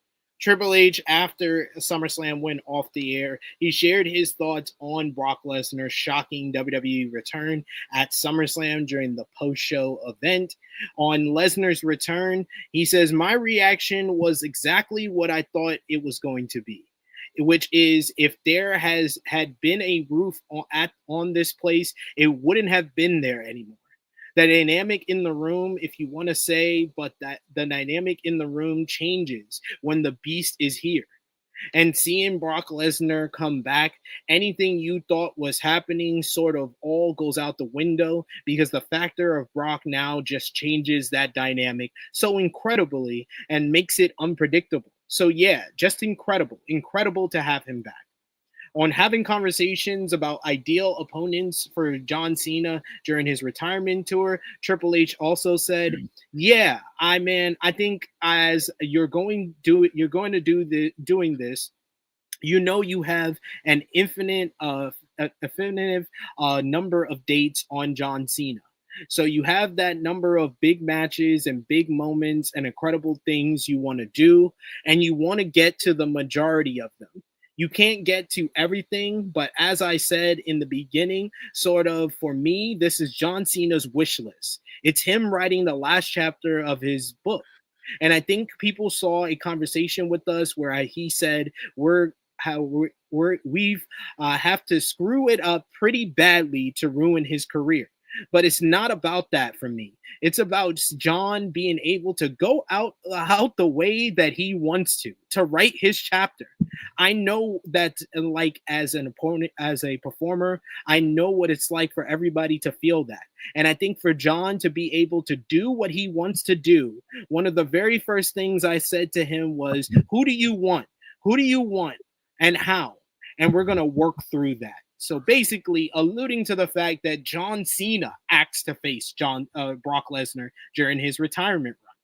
But then the tune changed on Monday Night Raw, as Michael Cole said that Brock Lesnar was reached out to a number of weeks ago about a return to WWE TV. Michael Cole revealed on Monday Night's Raw that Nick Khan and Triple H revealed a bit of a timeline to Lesnar's return, switching it up from the original explanation. He said, "I had the opportunity to sit down with WWE President Nick Khan and WWE Chief Content Officer Paul Triple H Levesque, and I asked them a simple question. When was it determined that Brock Lesnar would return to WWE? They told me they reached out to Brock a number of weeks ago and said, 'We believe it's time for him to come home.' Brock Lesnar said, 'Let's do it,' and here we are." Photographer Adam Glynn, though, he recently caught up with the former WWE Undisputed Champion John Cena, who commented on Brock Lesnar's return to the company at SummerSlam on Sunday night. Cena noted that it's a matter of WWE dealing out the cards, which he simply plays. John said on Brock's return, he says, "Well, I've been saying the same thing for 25 years. They deal them, I'll play them. You know, I'm just really excited. I've got like 12 of these things left. I think SummerSlam was an indication from like the audience where everybody kind of knows where we're closing our book. And just because I close my book in December, that doesn't mean that WWE closes its books. They got to continue their programming going forward. So they're just trying to make the most exciting show for the fans, man. I just got a dozen left. They deal them, I'll play them." With regards on what he said to Cody Rhodes after their match at SummerSlam, Cena commented, well, if the world finds out about that, they won't find out about it from me because that's between me and him. Meanwhile, Janelle Grant's spokesperson issued a statement on Lesnar's return saying, for far too long, abuse was allowed to thrive under WWE's leadership.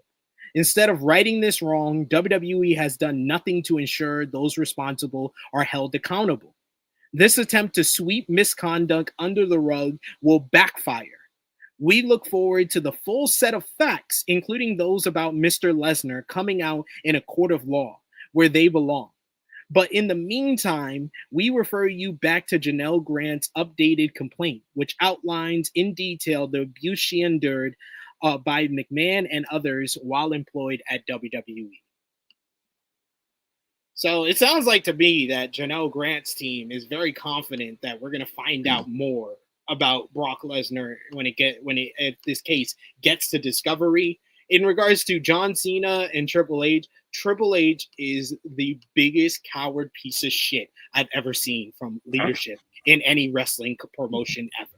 The fact that he tried to throw John Cena under the bus for his decision. You run everything. You have the final say on everything. You know how I know this? You said it in WWE Unreal, you coward piece of shit. How dare you try to put it on John?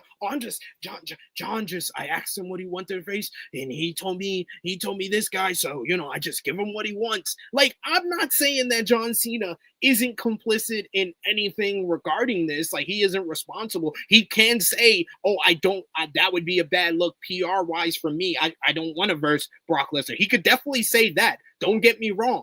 But for Triple H to throw someone else under the bus when you are the end-all, be-all, final say on everything in WWE, and you literally just did a fucking reality show about it. It's been said before that your balls is in Stephanie McMahon's fucking pocketbook, but man, grow some new ones, because this is ridiculous. I have never seen a more inept leadership since Vince McMahon. And no wonder it's his son-in-law that I'm saying this about. Top Guy JJ, what do you think about the blame game between John Cena and Triple H this week? I mean, I think you put it best. Very cowardly behavior.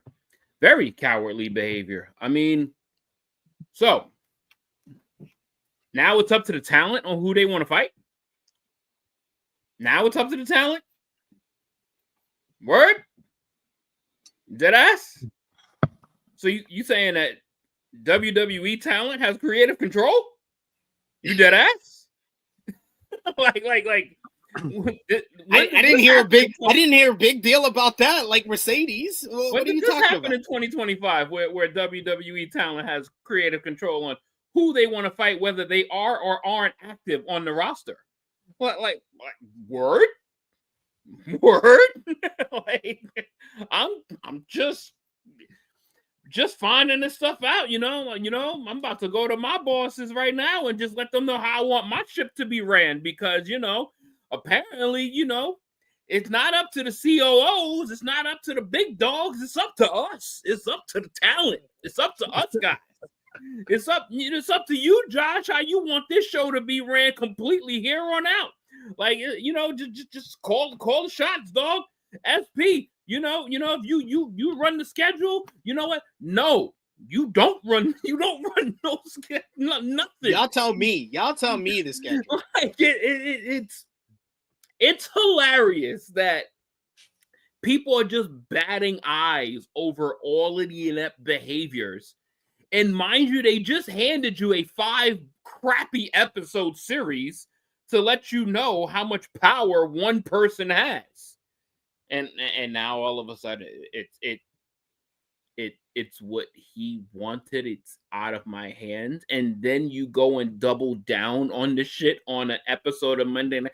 Since when in the history of Monday Night or WWE television have you seen them give an explanation for someone's return?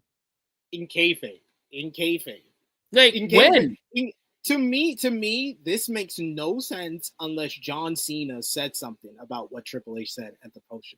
If John Cena said, you just passed the buck to me, and I'm gonna do an interview where I'm like, nah, it's y'all. So maybe you should go on air and have an explanation, because that explanation made no sense otherwise. I'm going to my boss tomorrow and letting her know that I need to work I need to work 3 days, have 4 days off. I need to just I need to call the shots. I need to go and call the shots, because that's what my CEO wants me to do. It's what I want. It's not what the engine wants. It's what I want. So I want to work less, get paid more, and then I want to work with the exact people that I want. It's making no sense because it makes no sense. It's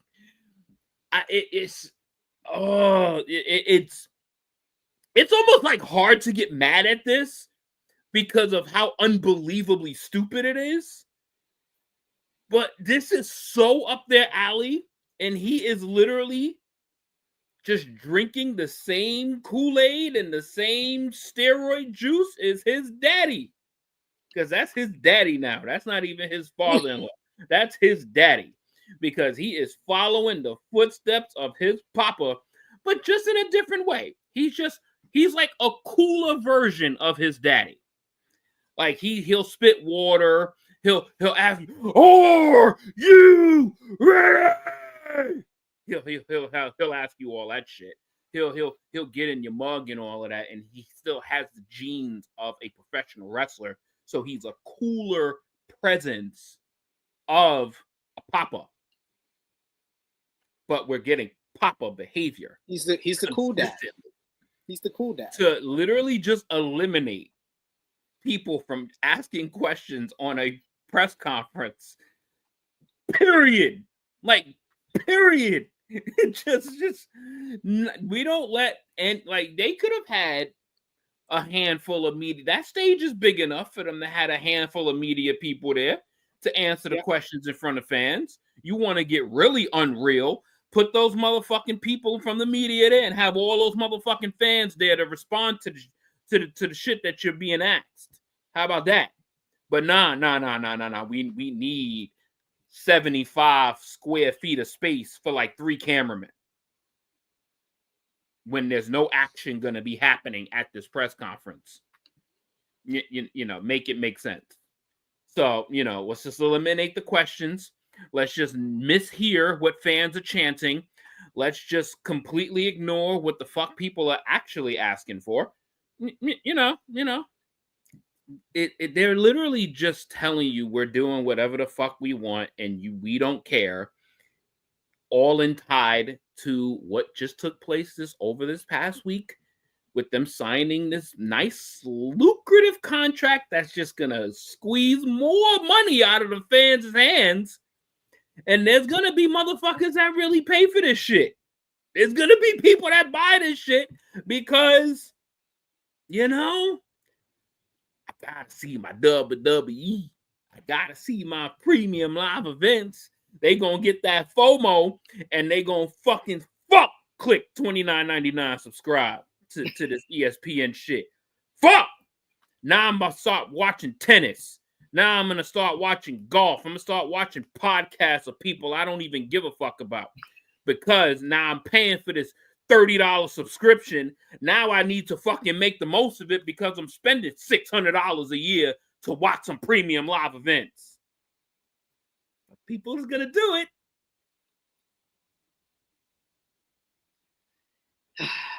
Indeed they are. It's just hilarious, bro. Like, I swear to God, this shit is. I'm so grateful that I have the people and the links that I have, because ain't no way on this motherfucking planet I'd be spending $600 a year on some ESPN subscription when I really only watch motherfucking Sports Center, maybe a couple episodes of Get Up in the Morning before I go to work, and Monday Night Football.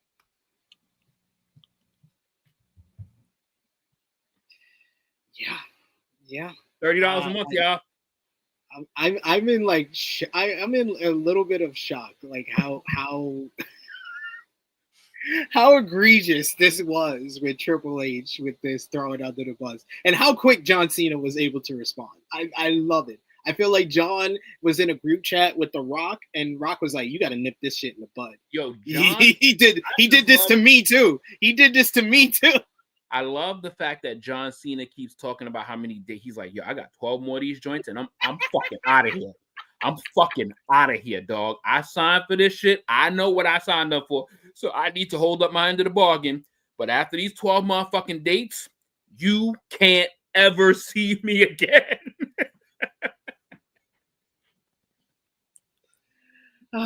Josh, what did you think about the blame game between Cena and Triple H this week?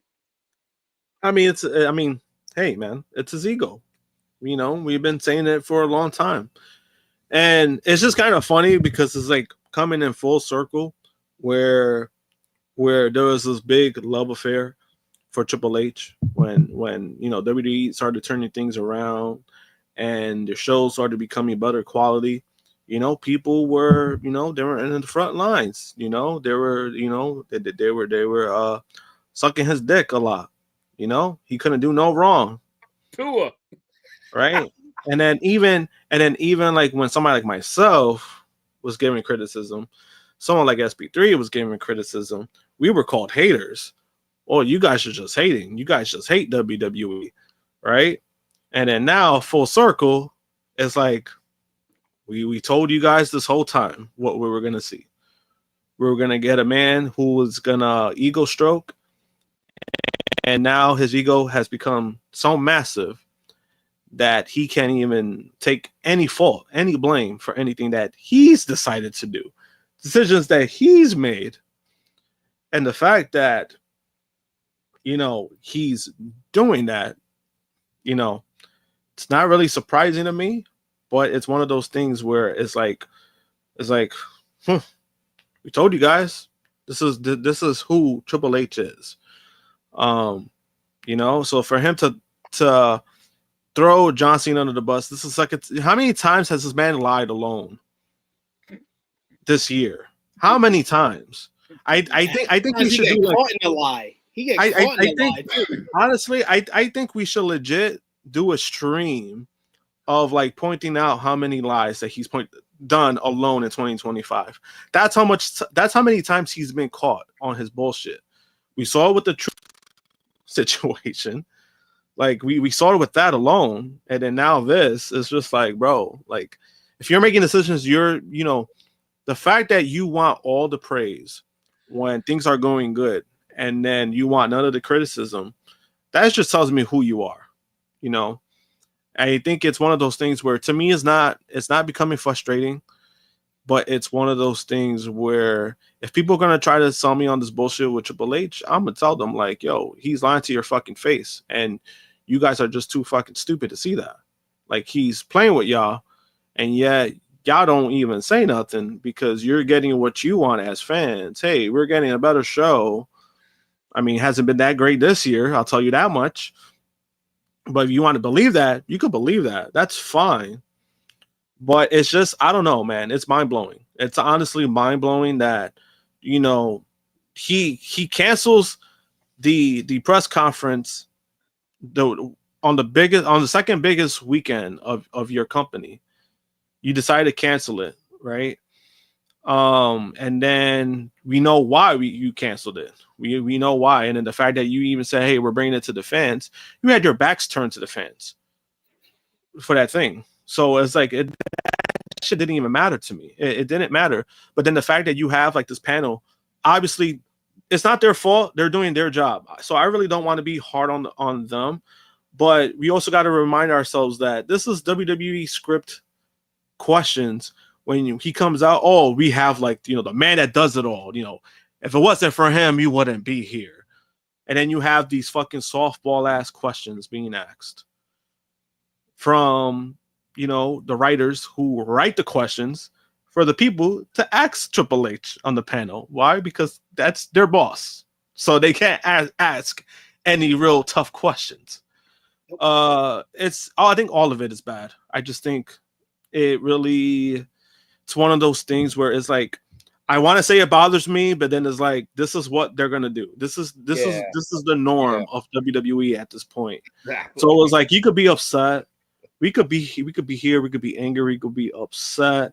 I'm not telling you what to do. I'm not telling you, hey, don't watch anymore. I watch because of the podcast. I still watch WWE because, if I want to give my real thoughts, my real perspective, I want to watch what I'm giving my criticism for. I don't want to be one of those people they're going to shit on the product without watching it. So I'm still doing my due diligence, but then also I do support a lot of the talent. I'm talent first when it comes to anything. So there's somebody that's wrestling on TV that I like, I'm still going to watch it no matter what when in that regards. But everything that's been going on with WWE and, their direction, in a sense, their direction of where they're going as a company. I just haven't. I haven't really been feeling it. Obviously, I'm gonna have my takes. I stand by them. There's some people who, if they want to debate me, you could debate me. You're probably gonna lose, but I stand by how I feel, what's been going on, and this whole thing with Triple H is an indication of where the company's going. I think my take of 2024 being the last great Triple H creative year is probably one of my greatest takes ever. At this point, we're 8 months in. We're 8 months in to 2025, and the level of criticism and stuff he's gotten wrong, creative wise, PR wise, and everything in between, is just like, that might be my greatest take ever, because I saw the signs. The signs were there at the end of 2024 of what we were going to get in 2025, and it's just become more and more clear who they are as a company, what they're being led by with TKO, them getting closer and becoming more like UFC. Their overall I don't give a fuck attitude towards fans and the decisions that they make and the optics of it all. Like, yeah, and it's a good thing that you did mention about the UFC thing, right? Because I've been saying it for a long time. With the UFC has become full blown MAGA.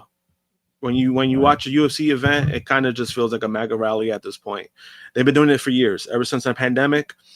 Obviously, they're like the main sports thing that was still running. Obviously, because of who's the president, Dana White, and it basically took the company off because of that. And the fact that they're going right now, I'm not saying I don't support their views, but in a way, I could respect the fact that the UFC, they made it known what they are. They're MAGA, they're Trump supporters. They bring Donald Trump to their shows all the time. I could respect that they've pulled the curtain and they were like, hey, this is who we are. With WWE, the problem with that is that WWE, they're trying to play both sides of the spectrum. They want to tell us, hey, we're not a political company. We don't do that. Yeah, this year alone, you're showing what you are. I think that's, for me, it comes off scummy, because it's just like, don't fucking lie to me in my face. We know what you guys are. And for me, the first indication, don't spit in my face and tell me it's raining. Yeah, exactly. And to me, the first indication of that was like probably that first Netflix show. And then we had the month of February. They didn't even promote Black History Month. And for me, that's where the direction, like, for me, it was like, all right, this is what we're going to get with them. They didn't promote Black History Month. They didn't promote Pride Month. They just... Yeah. And that's the direction they're going, right? And for me, it's like, if that's what you're going, fine. But don't try to play both sides of the table and pretend that this is not a thing while doing the thing. You know what I mean? We got a couple of super chat donations we should get to. We got Call Me Mr. Bonda talking about SummerSlam, saying Kobe Lopez is my hero with the trophy emoji and smile emoji. Seth Rollins completing the ruse of the century. We'll talk more about Seth when we get into Monday Night Raw, but thank you, Call Me Mr. Bonda. We also got our boy Valov, who sends a super chat donation. He says, "Damn, brother, take my money for having to suffer through this conversation. I see you almost every week on Tuesdays for Rated Raw review." Yes, we appreciate that. We appreciate that, Valov, for your support, and I know Top Guy JJ does, especially with this as well. Call me Valov and Call Me Mr. Bonda showing love to Top Guy JJ, saying my apologies to Top Guy JJ. Pray emoji. Listen, my plan just didn't work, man. That's what happens when you try to go unscripted. Shit just happens to fall right into the unfortunate place. And this is exactly where we land. It's like, yo, when you try to like show up late to a party, right? It's like when you try to show up late to a party on purpose, and they be like, yo, this shit gonna be jumping at like 11 o'clock and it's gonna be over at like 2. So you gotta get there at like around like 11:30, 12. I'm be like, I'm gonna show up there like 1 so I can show my face. So I can show face and then go the fuck home. The shit is just getting started at like 1 o'clock. It's just getting started. Like niggas is filing in. Like, oh, we about to get cracking, cuz. Now I'm stuck here for like a 3-hour bullshit fucking interaction that I did not want to be a part of. And here the fuck we are, back to back. Brock Lesnar and stupid ass Vince Helmsley shit. Vince Helmsley! Holy shit! Well, that's a new name. Oh, that's good. That's the new name. Vince Helmsley. That was good. That was good. That's one of your best lines. Vince Helmsley. We got another super chat. Thanks. Got another super chat donation here from Valov. Thank you so much, Valov, for the support. He says, "Wait, I get to call him a neutered Paul again after 2 years. I am vindicated.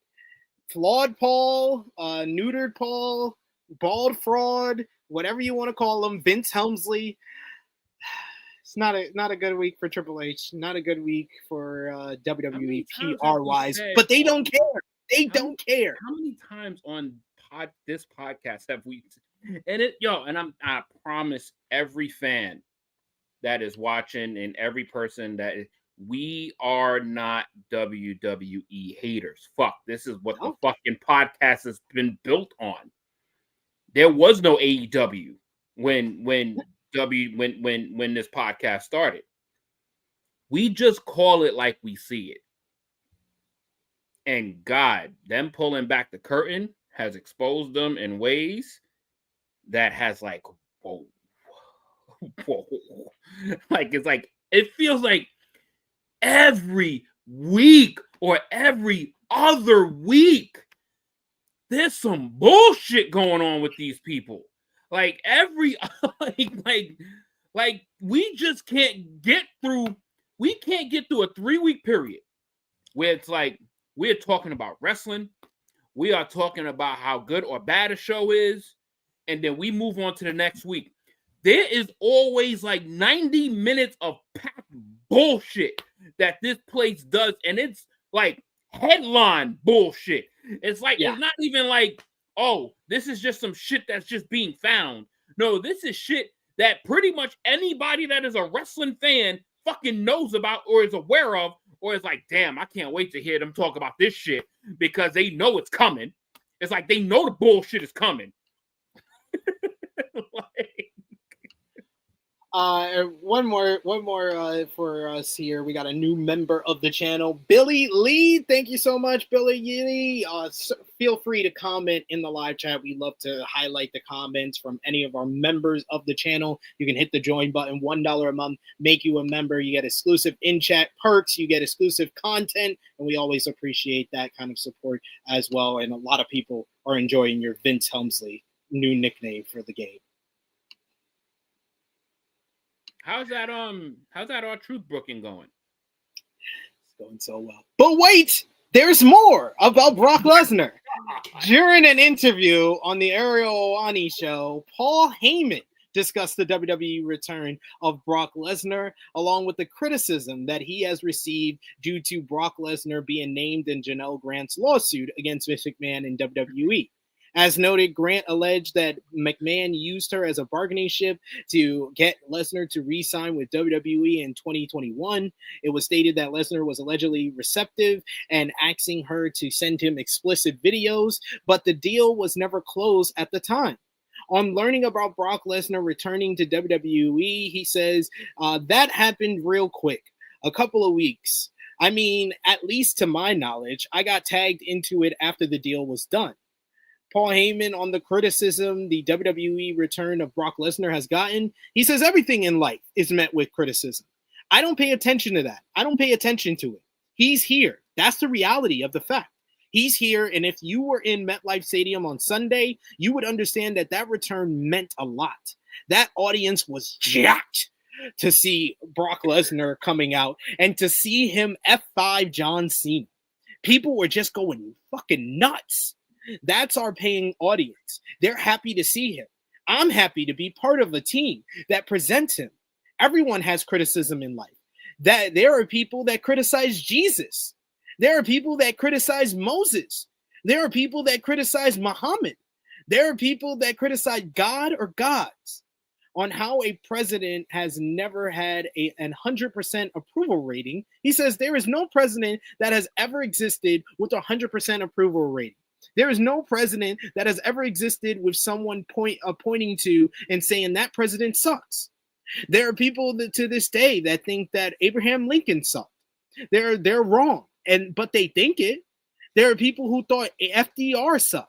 They're wrong, but they think it. Bill Clinton doesn't have a 100% approval rating. Donald Trump doesn't have a 100% approval rating. Nobody does. There's also going to be critics of anything that we do.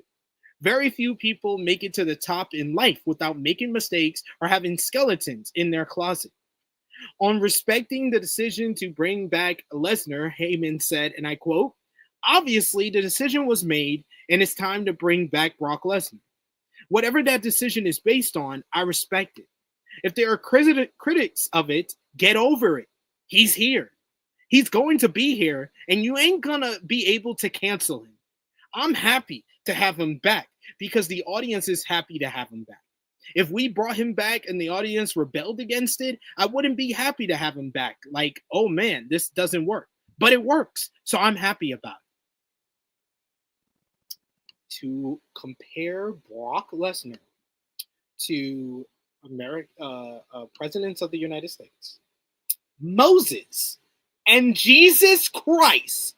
Oh my God. Paul Heyman is another level of shill, of shameless promoter.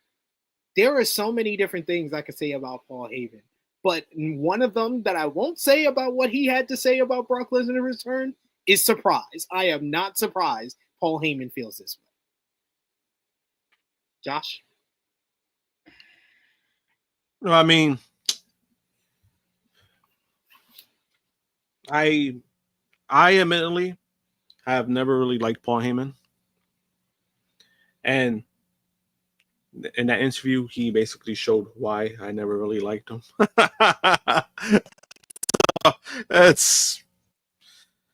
He's going to defend it because, again, Brock Lesnar is his guy. He's going to defend it, but I think the way that he defended it was just, it was cringe. I think it was more cringe than anything, where it was just like comparing Brock Lesnar to Jesus and God and Moses, you know, comparing to presidents. So in your way, you just admitted that Brock did do something wrong without really admitting that Brock did something wrong. And yet you're okay with him coming back. That's all I really got from the interview. And also I wanted to add that Ariel himself is a piece of shit because of that. Those comments he made about like the press conference. He had valid criticism about the press conference itself. But the fact that you overlook why it was removed, that makes you a piece of shit. I just wanted to add that. Because of those comments he made, he had one of the wrestling creators actually, you know, contemplating, oh shit, did they cancel the press conference because of me? I thought that was a little fucked up. Now, do I agree with the questions being asked on those? No, I thought they were pretty fucking stupid. But the fact that you put somebody's, you put them in doubt when it comes to something like that, I thought that was pretty fucked up without the actual fact, actual reason when it comes to that. But no, that's all I really wanted to add. Am I surprised with Paul Heyman? Not really. But, fuck Paul Heyman. Never liked the guy. I respect what he's done in the business, don't get me wrong. But as an individual, I really think he's a piece of shit. JJ? It's not surprising, honestly, because this is this is Paul Heyman. Like this man will literally say anything in support of the company that he works for. Like anything. Like there's nothing that and that's kind of why people love him. And there's some people that can't stand him. And because he is as company man gets. Like he will die on a hill with you in defense of you. And somehow his words are going to kind of make people think. Whether it's, damn, he ain't wrong, or, damn, he's fucking stupid. It's going to make you generate an opinion. You ain't going to not form something based on whatever he says, because he's so articulative that anything that he puts out there, he is telling you a story, and it's your version of how, it's your way of how you interpreted it. It's how you receive it. And he's just going to tell it, and he's just going to move on. He's going to go with his talent. He's going to go home with his family. He's going to come back. He's going to do it all over again. This has been Paul E. Dangerously since 1997. This has been the same motherfucking guy. He is just older. Yep. like he's older, and he's even better with his words. That's why he's the ultimate carny. That's why he's the ultimate carny when it comes to the wrestling business. This is what he's always in. And even if you ask people from ECW, they'll tell you, he's one of the greatest liars in history.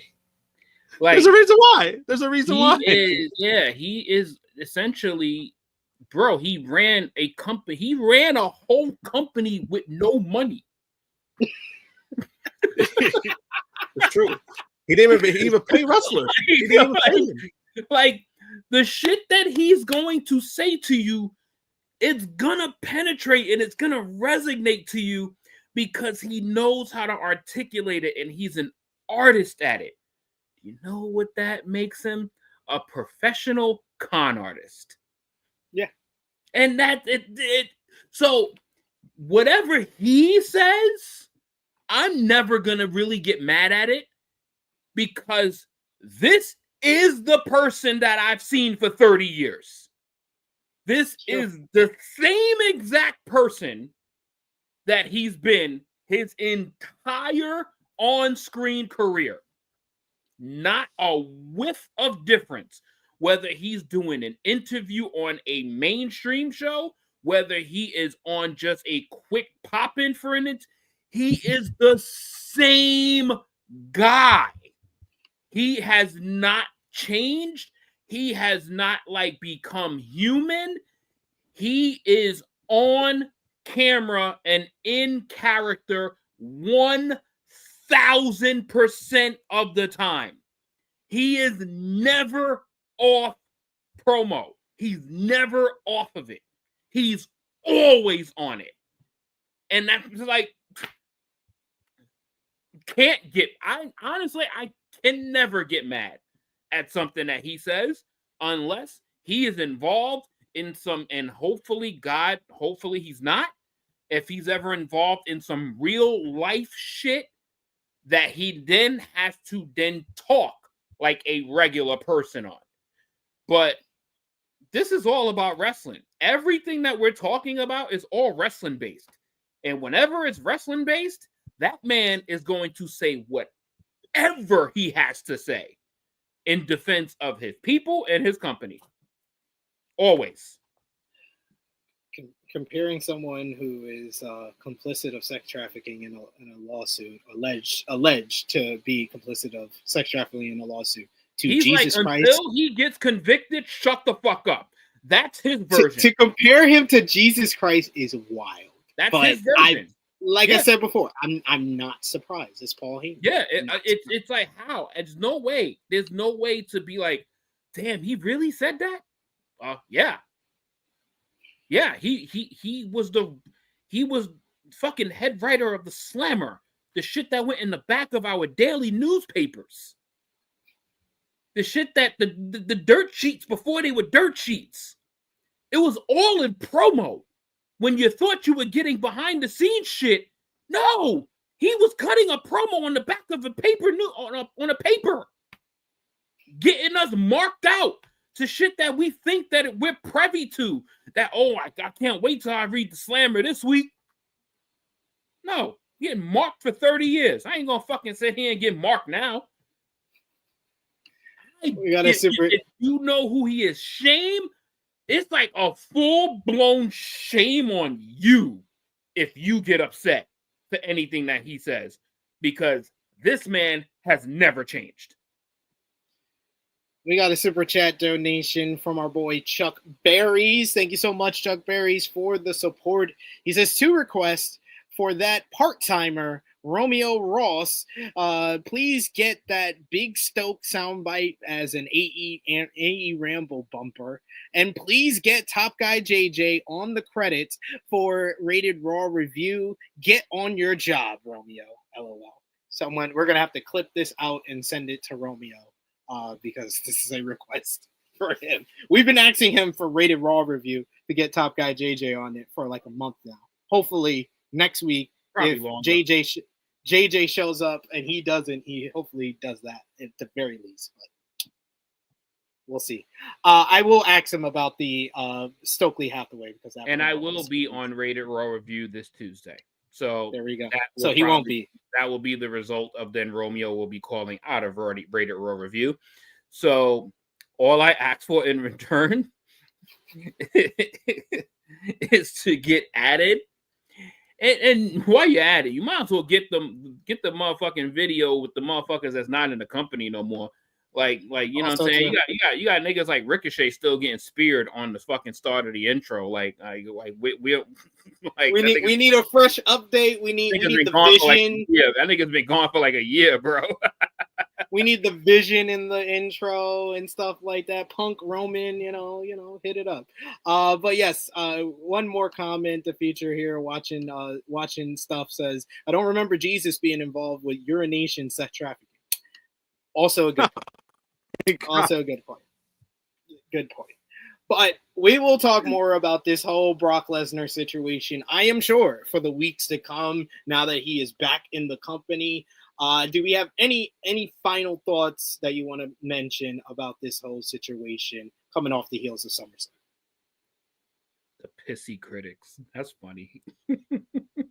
I just gave the producer carte blanche to come up with every pun he can about Brock Lesnar, and he did just that. Final note in regards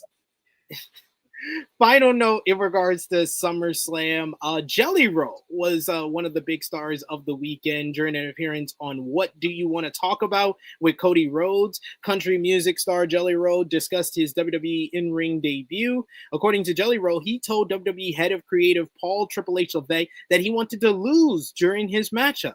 According to the award-winning artist, he pitched Triple H on losing the match at SummerSlam, where he teamed with Randy Orton against Logan Paul and Drew McIntyre. He stated to Cody, I told Triple H I want to lose at SummerSlam. No celebrity has ever taken an L. You always put him over. If you don't put me over, I always have a reason. There is always something lingering. I can pop up anytime. Logan Paul won the match for his team after pinning Jelly Roll during the course of the matchup. He also got splashed through a table by Logan Paul, who jumped off the top rope to the table on the outside. As noted after the matchup, Triple H also praised Jelly Roll, giving the music artist his utmost respect. Wrestling Observer Newsletter have since confirmed this report, saying that Orton and Jelly Roll were scheduled to win the SummerSlam match as of last week. So, hey, credit to Jelly Roll, because that was like one of the big. I predicted that Logan Paul and Drew McIntyre would win on our SummerSlam preview, only because they had dominated. Jelly Roll and Orton had dominated the build-up to the matchup. So, like, I doubted my own pick, but I also saw the signs that it was going to happen. So, credit to Jelly Roll for being the one who pitched it. Yeah, creative control. Yeah, and talent got creative control. I guess John Cena is a piece of shit for letting Brock come back. Creative control. I had nothing to do. I guess he had nothing to do with it. I guess. Hey, where was that idiot from a couple of weeks ago that were saying that Mercedes had creative control on our chat? I don't see him around. I don't see him complaining about Jelly Roll. What happened? Where is he? I don't see him complaining about John Cena. What happened? I know you watching. You just don't want to say nothing because you pussy. So, that's all I got to say to that.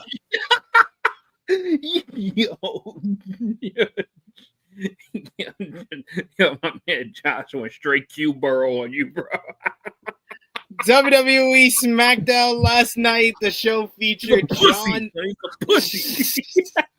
John Cena kicking off the program to an electric pop from the sold-out Montreal crowd before cutting a traditional babyface promo saying that he will not back down from Brock Lesnar, and then laid out an open challenge to anyone in the locker room. If you want some, come get some, which was accepted by Logan Paul, who wanted to face Cena at Clash in Paris in 3 weeks' time. Then Drew McIntyre joined Logan Paul in jumping Cena until Cody Rhodes made the save to set up the night's main event of Cena and Cody versus Drew and Logan. Later, we saw Rhodes and Cena pick up the win, a DQ win over Paul and McIntyre after Logan Paul low-blowed Cena and brawled with him to the back. This led to Cody brawling with Drew until McIntyre blasted him with the undisputed WWE Championship and delivered a Claymore to Rhodes, knocking him into the bottom of the commentary table to close out the broadcast. The MFTs beat the Motor City Machine Guns in a tag team action. Post-match, Solo Sikoa mentioned that he was ready to compete, but no one was worthy until GM Nick Aldis came out to announce that he had someone Solo in Montreal was familiar with to face him, and that was none other than Sami Zayn. Zayn pulled off an upset win over the United States champion in front of his hometown fans. Charlotte Flair gave Alexa Bliss a birthday present of a cake and brought back Charlie the doll to team with Lily. This led to Chelsea Green and the Secret Service interrupting, which brought out Nick Aldis to make a singles match between the two. Yes, Nick Aldis had nothing planned, apparently, for this whole goddamn show. Charlotte Flair picked up the win over Chelsea after reversing an unprettier into the birthday cake and making her tap with the figure 8. Other than Cena on this show, this was a nothing happening show. Nothing happened. It was like 4 matches. It was like 4 matches, and 3 of them were impromptu. Yeah, we had 3 of them, right? What's Nick doing? You didn't plan his show at all, so you were hoping for motherfuckers to have beef, and then, hey, I could come out and announce it here. There you go. He was probably throwing people out there to make matches. Like, how about you go out there and interrupt him so I can make this match, please. I'm begging. Here we are. But I'm going to talk about the news that JJ really wants to talk about. WWE is heading to ESPN with a new 5-year deal announcing for the company's premium live events. ESPN announced the deal in a press release on Wednesday morning, which stated that ESPN platforms, including the new ESPN direct-to-consumer streaming service, will become the exclusive U.S. domestic home of all WWE PLEs, including WrestleMania, starting in 2026. The announcement noted that ESPN's new streaming service, which will launch on August 21st, will stream all WWE PLEs annually in their entirety. There will be a select simulcast of the events on ESPN's linear platforms. WWE will continue to produce all of their events, and the deal further expands WWE's portfolio and of media partners in the U.S., with Raw airing on Netflix, SmackDown airing on the USA Network, and NXT airing on the CW. Netflix is the international platform for Raw, SmackDown, NXT, and the WWE PLEs. PLEs have been on Peacock up until now. The Wall Street Journal reports that the deal with ESPN is worth $325 million annually, or $1.6 billion overall. The new ESPN streaming service is set to cost $29.99 a month and will be available in a bundle with Disney Plus and Hulu, with a special offer at launch, with ads on Disney Plus and Hulu for $29.99 for the first year.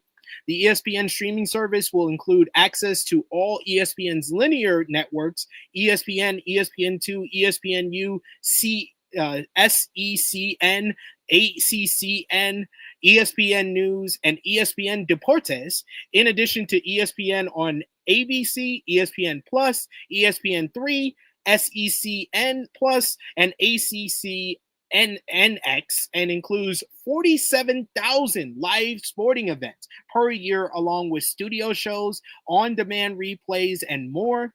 ESPN Plus will be priced at $11.99 per month for select offerings listed at overall over 32,000 live events a year.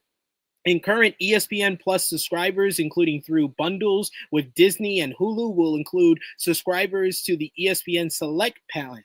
It is not immediately clear if ESPN Plus will include access to any WWE PLE content. The announcement noted that ESPN platforms, including the ESPN streaming service, will have the opportunity to stream WWE's pre- and post-event shows tied to all PLEs. The news comes just hours after ESPN announced a massive deal with the NFL to acquire the NFL Network, as well as rights to Red Zone and additional NFL games, which also gave the NFL a 10% ownership stake in the company. TKO president and CCO Mark Shapiro said in the announcement, "We are proud to reinforce the E in ESPN at such an exciting juncture in its direct-to-consumer journey. WWE Premium Live events are renowned for exactly the type of rich storytelling and incredible feats of athleticism and can't-miss cultural tentpole experiences that have become synonymous with ESPN." WWE President Nick Khan added, "WWE's agreement with ESPN is a pivotal moment for our millions of fans across the United States. The leader in sports entertainment, partnering with the biggest brand in sports media, bringing WWE's flagship event to ESPN platforms is tremendously exciting. We know the sky is the limit." The company issued a press release with more details about the app, which launches later this month on August 21st. The new platform, which will be integrated into an advanced ESPN app, will provide fans with full access to ESPN's suite of networks and services, including live WWE and UFC events. The debut lines up with the kickoff of college football and NFL preseason, the U.S. Open, international soccer, and the early stages of the WNBA and Premier Lacrosse League playoffs. The service, branded ESPN DTC, offers 2 subscription plans, and the standout is an unlimited plan priced at $29.99 a month, which grants full access to ESPN's linear channels, ESPN on ABC, ESPN Plus, ESPN3, SECN Plus, and ACCNX. That's over 47,000 live events per year, plus studio shows, original programming, and on-demand replays, including access to WWE coverage, pay-per-view analysis, and documentaries like the acclaimed 30 for 30 series. As a launch promotion, fans can also bundle it, like we said previously, with Disney Plus and Hulu for $29.99 for all three platforms.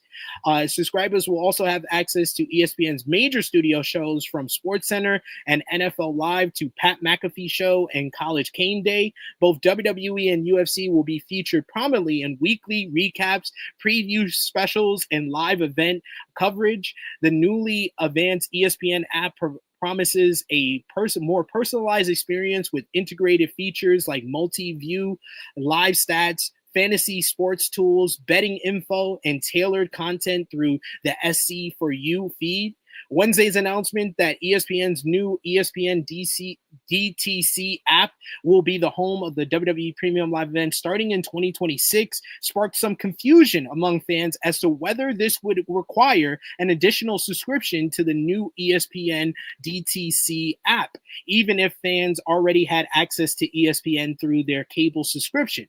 Andrew Balandali reports that anyone who already has access to ESPN via their cable subscription will be able to access the ESPN DTC app at no additional cost. If you already paid for cable that includes ESPN, you'll be able to use your cable subscription to sign into the new ESPN app and access WWE PLEs next year at no additional cost. The $29.99 per month price tag is for the ESPN DTC app, will apply to those who don't already have a cable subscription that includes ESPN.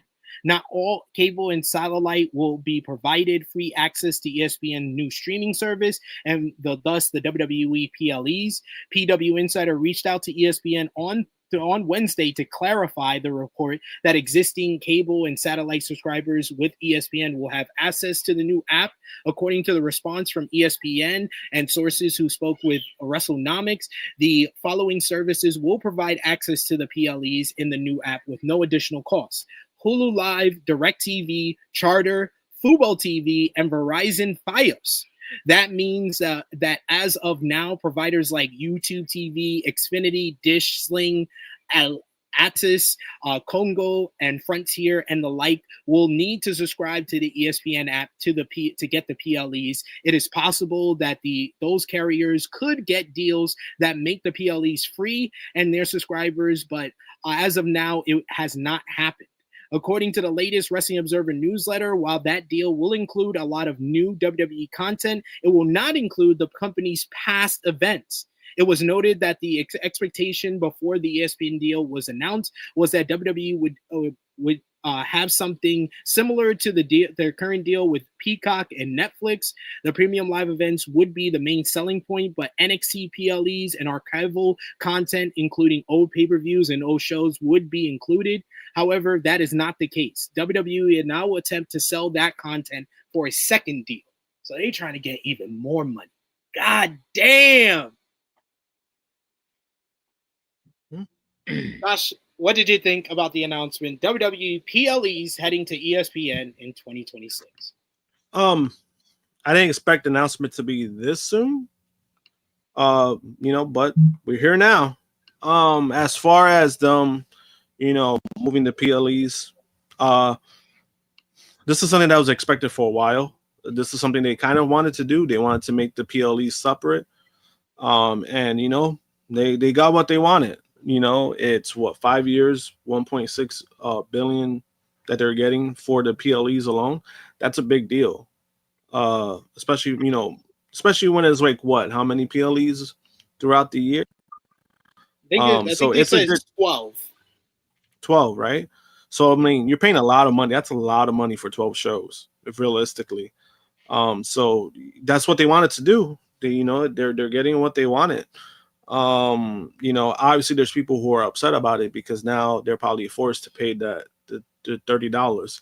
Now, I do have cable. I'm not too sure. I don't know if it's ESPN is on it, but if it's not on it, I'm sure as hell not paying the $30. That's just my choice. $30 a month for what exactly? the current stuff that we've been getting from WWE, it's not worth $30 a month, in my opinion. I'm not gonna use it for anything else. I'm not watching Pat McAfee's show. A lot of times I don't even give a shit about his show. Anything else like UFC, I barely watch the UFC now because it's like watching the MAGA parade. And then everything else like that they said. I really don't watch ESPN anymore like that. To even like invest $30 a fucking month for. So it's, you know, obviously, you know, it is a big deal for people to spend $30. Some people are trying to see it as like, oh, it's just like trying to make it seem like it's nothing. I'm like, no, $30 is a lot for a monthly subscription. It's a lot of money, like, no matter what. Like, you know, so a lot of people they choose not to pay that, and that's totally fine. You know, there was people there that I saw before throughout the week, especially on my Facebook, where they were like, oh, they should have went to Netflix. They should, and I was like, guys, you're not realizing the issue with that. If it would have moved to Netflix, that means there'll be another contract involved. So imagine if Netflix got this deal with WWE, right? The exact same deal that ESPN offered them. You're talking about $800 million a year that Netflix would have to invest into WWE with. They're not doing that. They're already investing a lot of money, $500 million a year for Raw, for Monday Night Raw. So they weren't going to do that. That was not going to be a realistic option. Could they do that? Yes. But with Netflix, they want to see their investment back. And if they're computing $800 million a year, I don't think realistically they're getting that back. That's just the reality of the situation. But for WWE business-wise, you know, it's a smart move. Regardless of people might want to say, moving the PLEs for a separate deal compared to a library, it's smart optics. You don't have to like it. It's smart. It's business. So that's how I feel about it. JJ? Aren't y'all who's gonna complain now if WWE Network decided to come back, huh? How's that WWE Network hate going? How's that going when we hated paying $9.99 a month for it, huh? I love WWE Network. I loved it. I loved it. I had no problems with it, but apparently, you know, most of the country, most of the people did, because that's why so many people were unsubscribing, because I ain't paying $10 a month. Yeah, you know, happened. Yeah, go get the ESPN service now. And if you are a cable user, it is guaranteed. And don't hold your breath when ESPN becomes a premium channel that you have to now add to your package. Because that is what's going to happen with ESPN. ESPN is going to become a premium channel because of all of the services that it offers, all of the same shows that we see now, all of the same events that we see now. Everything that we've seen last week will be a part of the new deal. Everything they just told you everything that you're literally getting now, they just reread it to you as a package. $30 a month. Hey, some people think $30 is nothing. But it's nothing, you know, when all of a sudden now you got to pay $30 a month for ESPN. You got to pay, if you're getting the premium version of Netflix, you got to pay $27.99 a month for Netflix. You know, shout out to the people that is going to have Netflix, ESPN, you know, the people that's going to forget to unsubscribe from Peacock. That's about $100 a month. Just, you know, it's so fantastic. You know, such a cheap economy. You know, nothing costs anything. Everything is so cheap. You know, I could go get like a bag of groceries today for like $150. But, you know, I might as well just throw another $100 away for a handful of subscriptions. And mind you, with the bundle, you get Disney Plus and Hulu with commercials. With ads. With commercials. So imagine you right in the middle of trying to rewatch Endgame, and then you just get a commercial thrown in there as everybody's coming back. Just get a commercial. It'd be like on your left, and you see the thing, and then, hey, you want this new car? You're gonna start fucking seeing Geico commercials, and you're gonna start seeing liberty, liberty, liberty, liberty during your grand finale fight. And now here's everybody gonna be like, damn, that's damn, the old times was good. You see what happens when you complain about everything you get? They bundle it, give you more, and now you gotta pay more. Like you that old thing back. Like Yep, this is what, yep. The amount of glory hogging that these places are doing. I mean, I already knew ESPN was a bunch of thirst buckets like that. That's not gonna be. That's not surprising in any stretch of the imagination. But the fact that they got their hands on not only the UFC and the WWE, and then they're like, you get first take with it, you get the Pat McAfee show with it. This is 100% a positive for WWE because now they're actually going to be taken seriously on the worldwide leader in sports. Like they're going to be talked about in the same breath. Oh, that matters.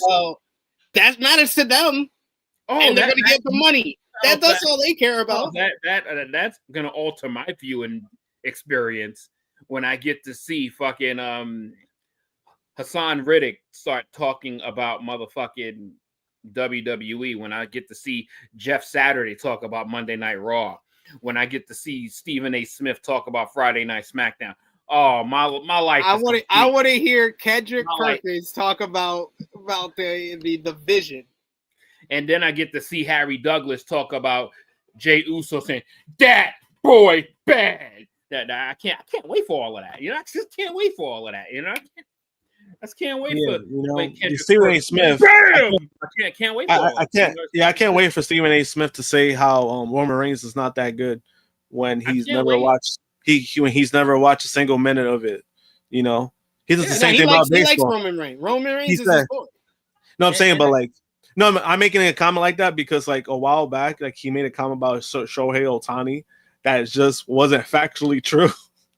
He's gonna say that about Cody. He's gonna be like, Cody's not that good. And it's like, he's gonna name some random match that was like, bro, that never happened. The fuck you talking about?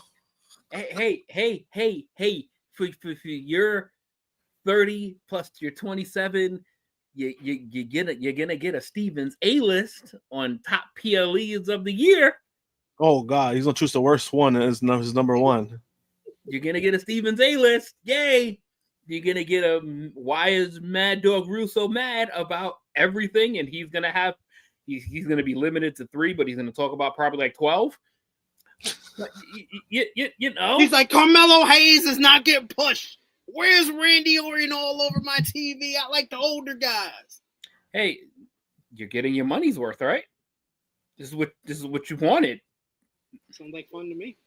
Yeah, take my $30 and put it invested to something else. So enjoy your ESPN when it's on regular cable while it lasts, because it will become a premium channel. Well, speaking of investors, TKO held their Q2 2025 earnings call this week. On the call, TKO Chief Financial Officer Andrew Shamer and TKO COO Mark Shapiro both commented on the big news that WWE PLEs are heading to ESPN. They also discussed the fact that if Netflix were involved in the negotiations, Shapiro said, I think that another subset of your question, what made us feel okay with walking away from Netflix. And by the way, I'm not suggesting they made any offer at any level, but of course they are a great partner and they have all of our content for the most part in the rest of the world and outside of SmackDown. Why wouldn't they have it here? The ESPN proposition and whether our audience would travel was important to us. And I'd admit it's best suited to talk about how our audience has traveled and why that gave us, I would say, a firm confidence that they were going to be able to build off of what we currently have. In a post on Twitter, reporter John Alerno noted that WWE's contract with NBC for the Peacock streaming service meant that NBC was allowed a chance to match the ESPN offer, while WWE was contractually obligated to give NBC that chance. The company ultimately declined to do so, though. And this was likely because they'd be paying more money for less WWE content than they currently pay for.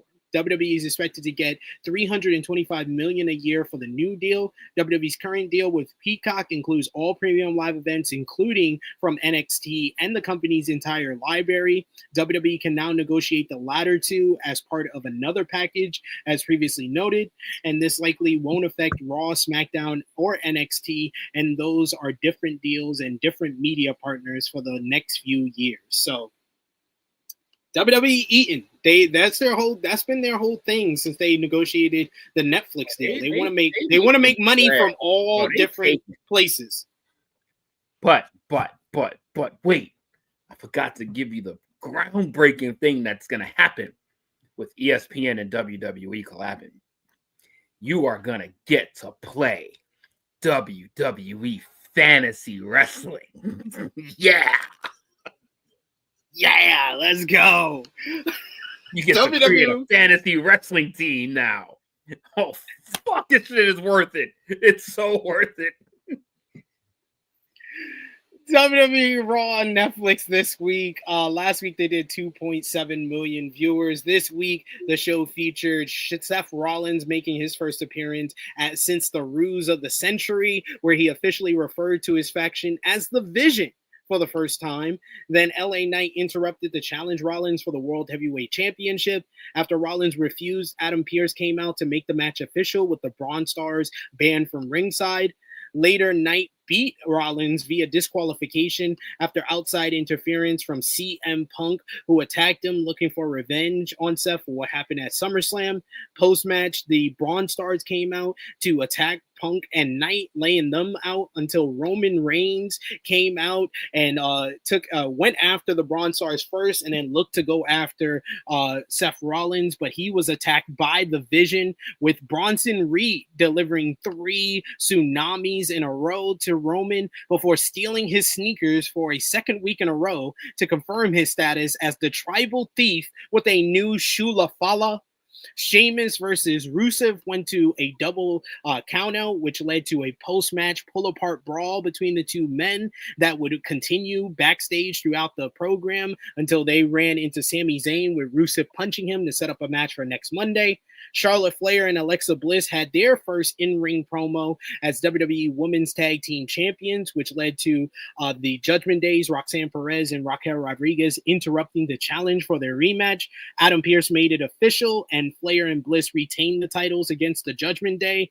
Dominic Mysterio beat Dragon Lee after outside interference from multiple El Grande Americanos.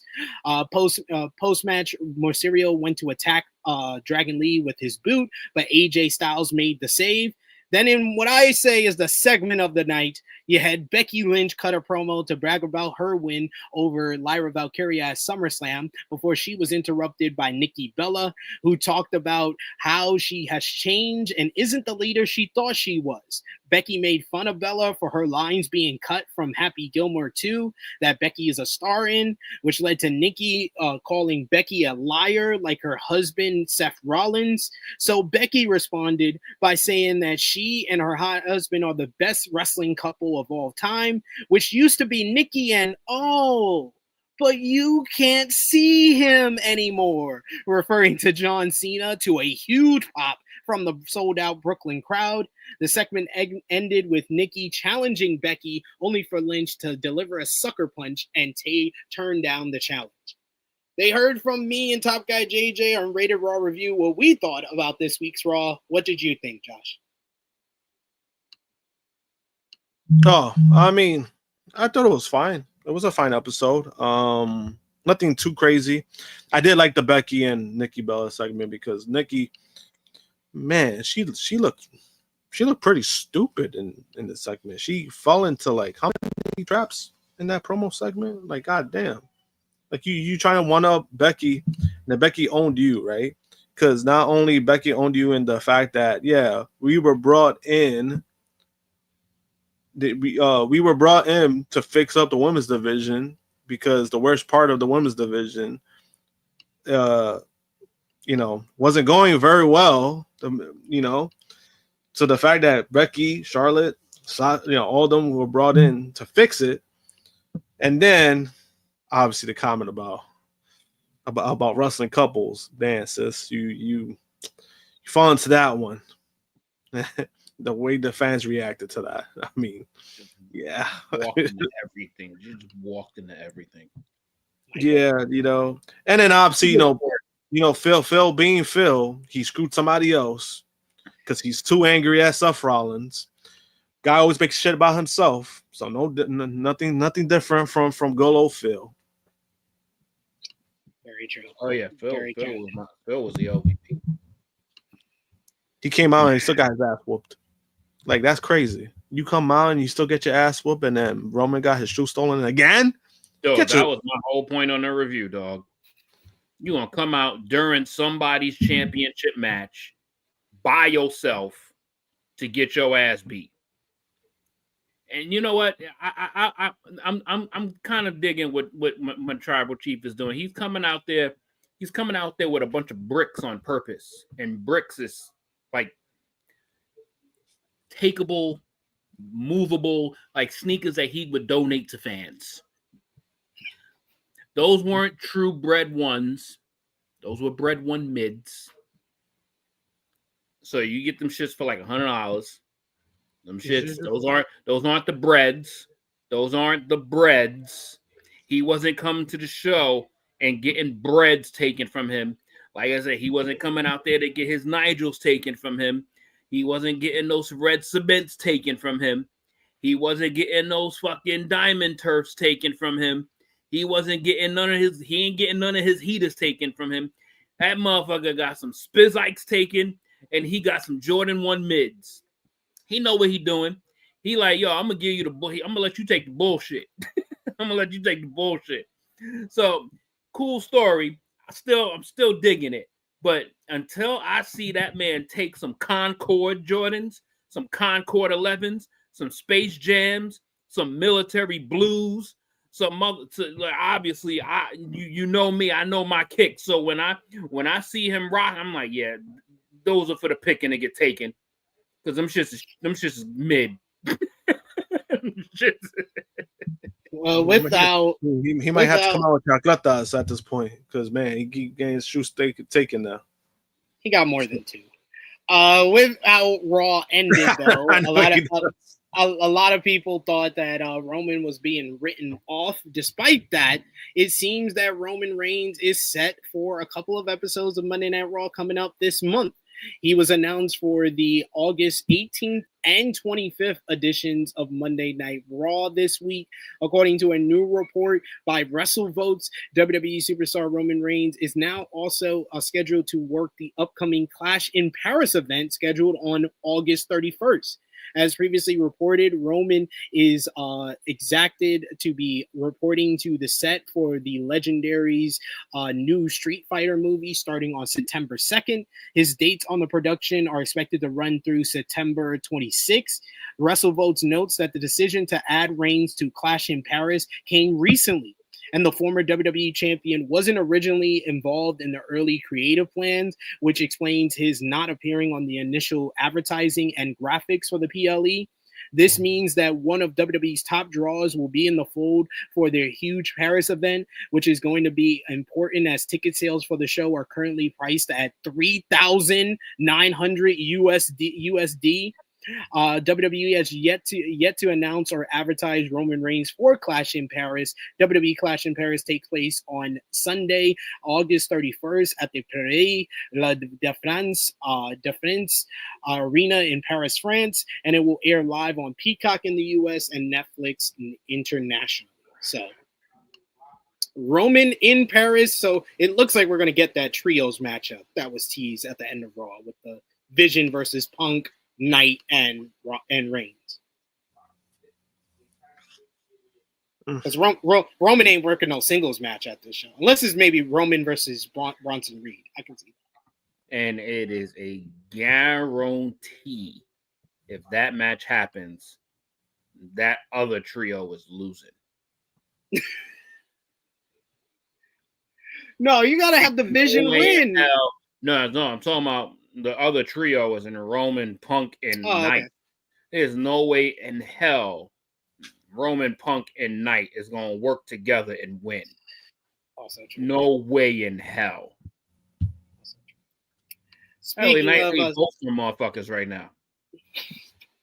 Speaking of the status of top stars on Monday Night Raw, Gunther is set to miss some time as he's out of action due to an injury, as announced on WWE Raw. It was announced by Michael Cole on Monday Night's show that Gunther, who lost the world title to CM Punk at SummerSlam Night 1, was out indefinitely due to his injury. During the SummerSlam match, Punk tripped Gunther on the announce table where he fell face first onto the table, bleeding after he got to his feet. It was reported on Sunday that Gunther was set to undergo surgery for his nose injury.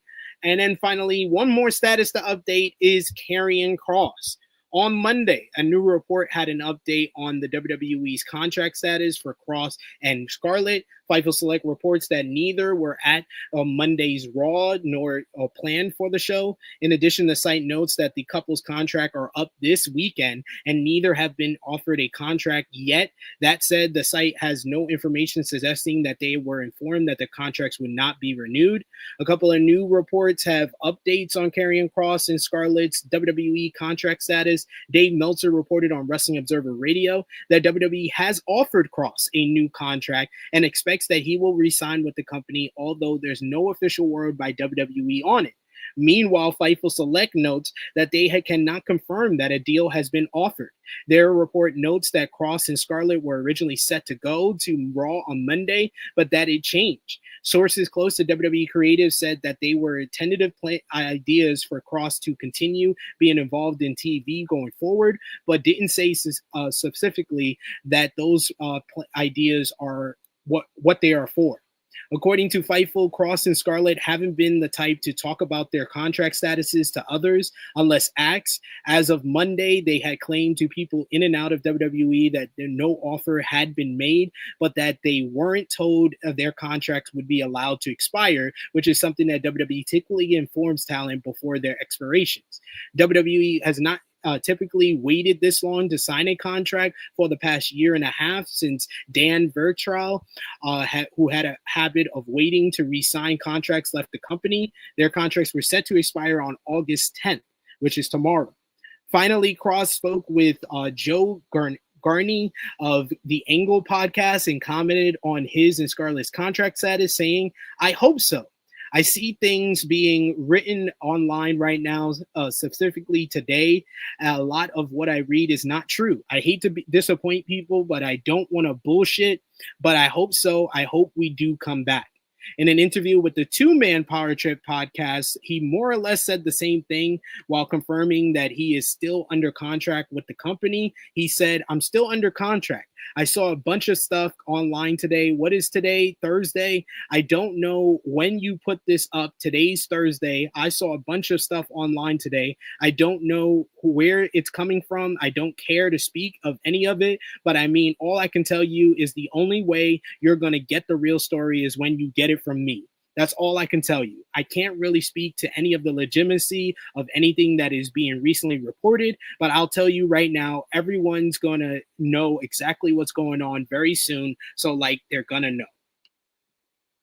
So, we'll put the percentage thing. We'll play the percentage game here. I'll start with JJ. From 0 to 100, Karrion Kross re-signs with WWE. 100%. Josh? 100%. Yeah, I think we're all at 100%. Like, it's so obvious. I know he's trying to drag this out to keep his name around, which I respect. I respect it. It's a good idea to do. But you're definitely re-signing. It wouldn't go on this long if you weren't. Yeah, and then it's just like realistically, I don't see him going to AEW anyway. So it's like you're at the best spot you could be. Your ass is gonna stay there. I already know you're gonna stay there. So it's like, I respect, like you said, I respect it. Like it's giving him relevancy, and keeping his name in the headlines, and obviously, he's gotten the crowd on his side. So he's playing it smart in that aspect. But I'm like, he's like as WWE as they come. That's all the best way I could say. And then the bell rings as they come as well. WWE NXT this week, they did big in the ratings, 740,000 viewers. The show features Sol Ruka picking up a win over Tatum Paxley in a solid main event to retain the NXT Women's North American Championship. Obafemi cut a promo on about who's next for the NXT Championship. That was interrupted by TNA World Champion Trick Williams. This also brought out Javon Evans, which led to Trick versus Javon being set up to determine Oba's next challenger in 2 weeks. Then TNA's Moose came out to remind Trick to not forget about his next title defense against him at Emergence next Friday, and remind Oba they still have unfinished business when Dark State attacked all 4 men. However, Oba, Trick, Javon, and Moose fought them all off to set up an 8-man tag for next week's show. Ethan Page came out to brag about his win over Santino Marella the week prior, but was interrupted by Tavion Heights, looking to be the next challenger for the North American Championship. Instead, he got Chelsea Green and her secret Hervis, who interrupted to defend her countryman Page. This led to Tavion getting a punch in on All Ego before saying he will find someone to face both Ethan and Chelsea. Ren Sinclair basically said his name, and so he appeared. And Joe Hendry returned to NXT to confront Charlie Dempsey backstage, which led to a match being set up between those two. Kalani Jordan beat Blake Monroe via clown out when Jordan Grace showed up and ran after Monroe, who bailed in a car from the building. Hank and Tank defeated Chase U to retain the NXT Tag Team Championships. Miles Bourne picked up a win over Lexis King, while Channing Stacks Lorenzo defeated Yoshihike Inamura due to outside interference from Josh Briggs. And finally, Nia Jax beat Thea Hale. Post-match, Jax cut a promo on Lash Legend, which led to Legend coming out to brawl with Nia, and a brawl that lasted throughout the entire show because Shawn Michaels and Triple H cheat off each other's homework. And it was basically like the Sheamus and Rusev brawling throughout the show. That's NXT, y'all. Yeah, it's crazy. I forgot about the Sheamus and Rusev bullshit. I totally forgot about that. You hated that? Because the man, he's been a complete flop. Rusev has been a complete flop, and I'm sick of people defending the bullshit. I don't see anybody defending it anymore. I mean, as in like, oh no, Rusev, come on, like it's not his fault. It's like, no, it's 100% his fault. Why?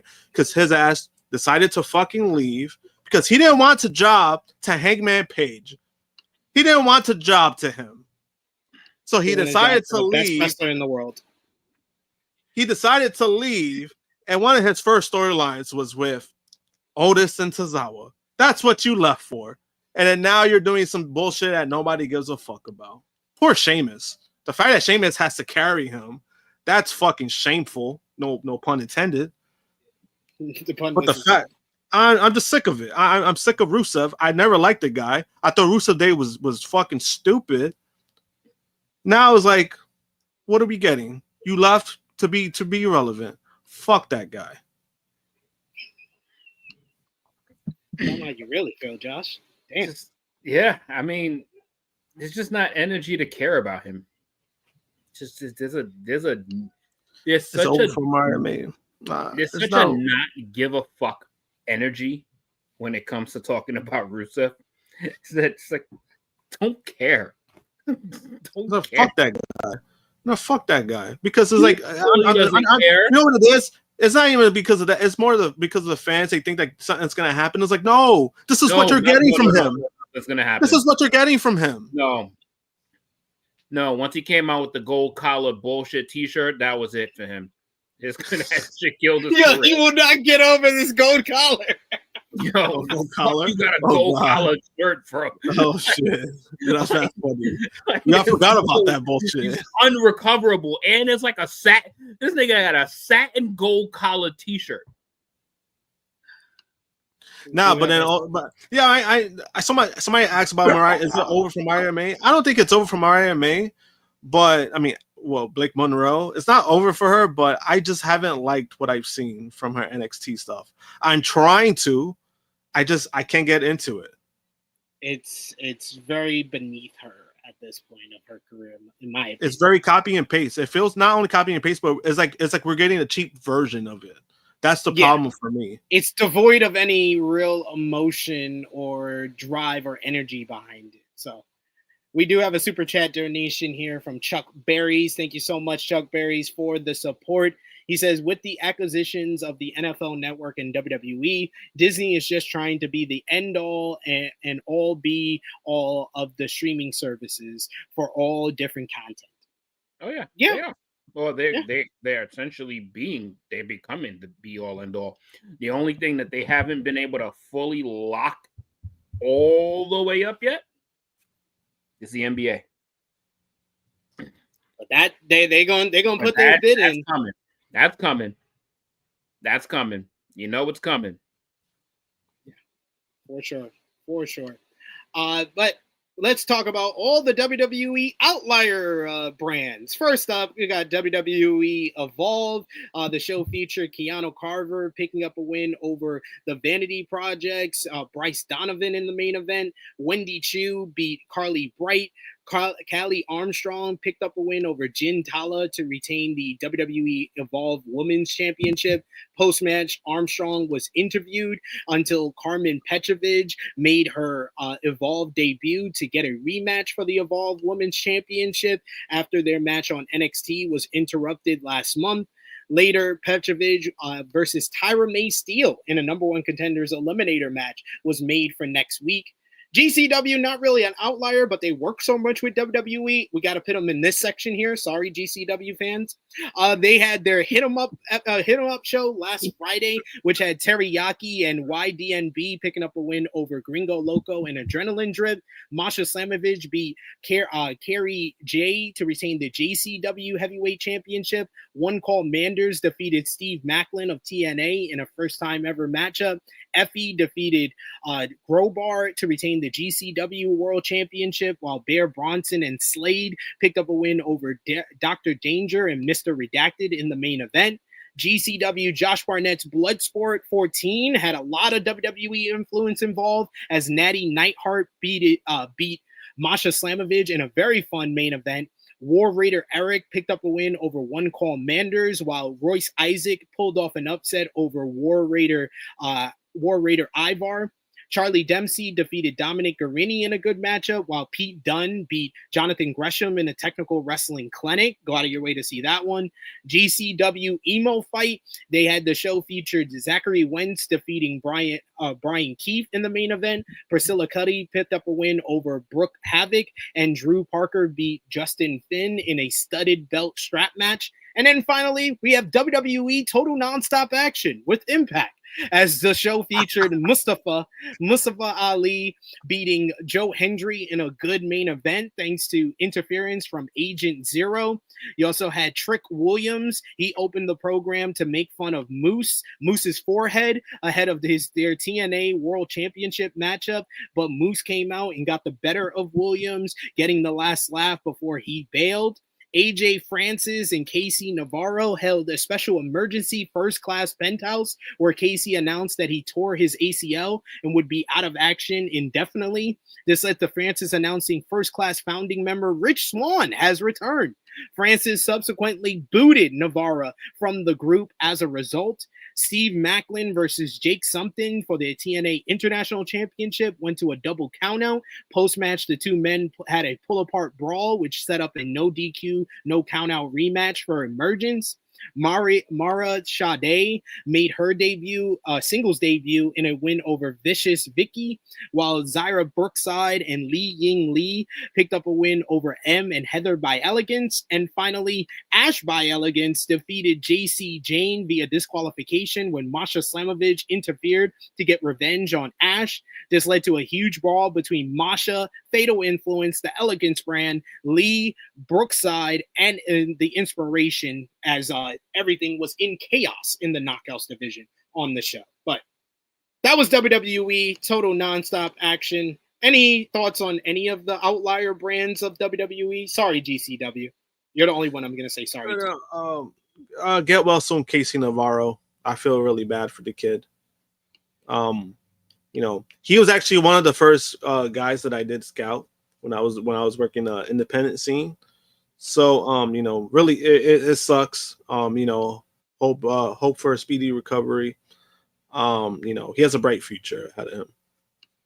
Yeah, definitely, I agree with you. I am glad to see Rich Swann back. I thought like the whole, you know, Rich Swann is someone we're cool with. We've spent some time with, you know, off camera, you know, seen him in real life. So I'm glad that he's got his, you know, whole situation outside of wrestling handled, and he's able to be back in Impact for a while.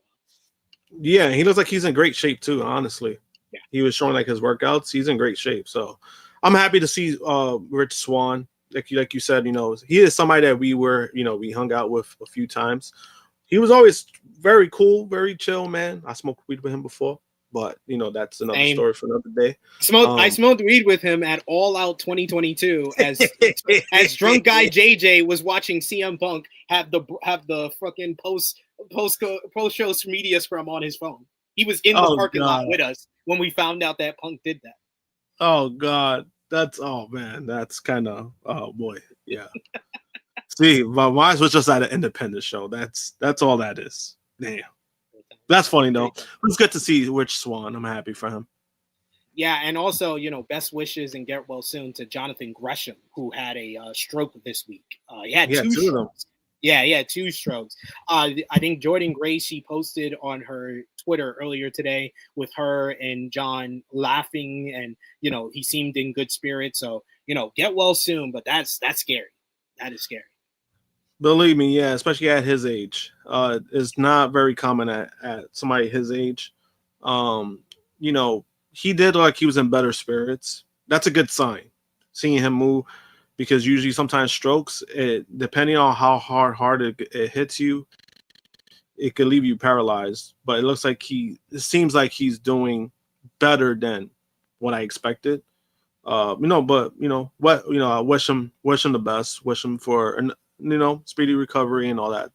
You know, because he is a good talent. He's a good in-ring talent. You know, definitely I think he deserves better, deserves more. So I really hope everything works out for him. 1000% agreed. And let's head on over to All Elite Wrestling finally. They only had one show this week, 717,000 viewers for the show. The show featured Jon Moxley defeating Speedball Mike Bailey in a great opener that saw Darby Allin kidnap Wheeler Yuta in the middle of it. Post-match, Moxley and Marina Shafir found Yuta in the parking lot in a white duffel bag, a white body bag actually, with Forbidden Door written on a note on his head for Darby to challenge Mox. Alex Windsor beat Billy Starks, Queen Aminata, and Sky Blue in a solid 4-way matchup to qualify for the TBS Championship 4-way at Forbidden Door. Post-match, Mercedes Moné made her return for the first time since All In to confront Windsor, which led to Timeless Tony Storm coming out into the ring to confront Moné, only for Athena to deliver the O-face to the AEW Women's World Champion. And while Mercedes gave Windsor a backstabber, and then we had Mercedes and Athena have a stare down with each other before leaving the ring. Cope issued a challenge to Stokely Hathaway for next Wednesday in a first-time ever singles match, which led to Stokes responding and cutting a hilarious promo where he said, "I'm short, I'm bald, I can't get any hoes, and I've been fighting my whole life to accept the challenge." Brodito defeated the Young Bucks in a fantastic tag team encounter to advance to the AEW World Tag Team Title Eliminator Tournament Finals against FTR. And while MJF was a busy man on this show, he approached MVP about his issues with the Hurt Syndicate, which led to MVP giving Max a thumbs down to officially boot him from the group, before warning him if he wins the AEW World title that Bobby Lashley will be coming after him, and that will not be business, it will be personal. Later, MJF picked up a win over Mark Briscoe in a great main event, despite Mark Briscoe's leg being on the ropes. Post-match, Max bloodied Briscoe with the Dynamite Diamond ring until Hangman Adam Page made the save to brawl with MJF to close the broadcast.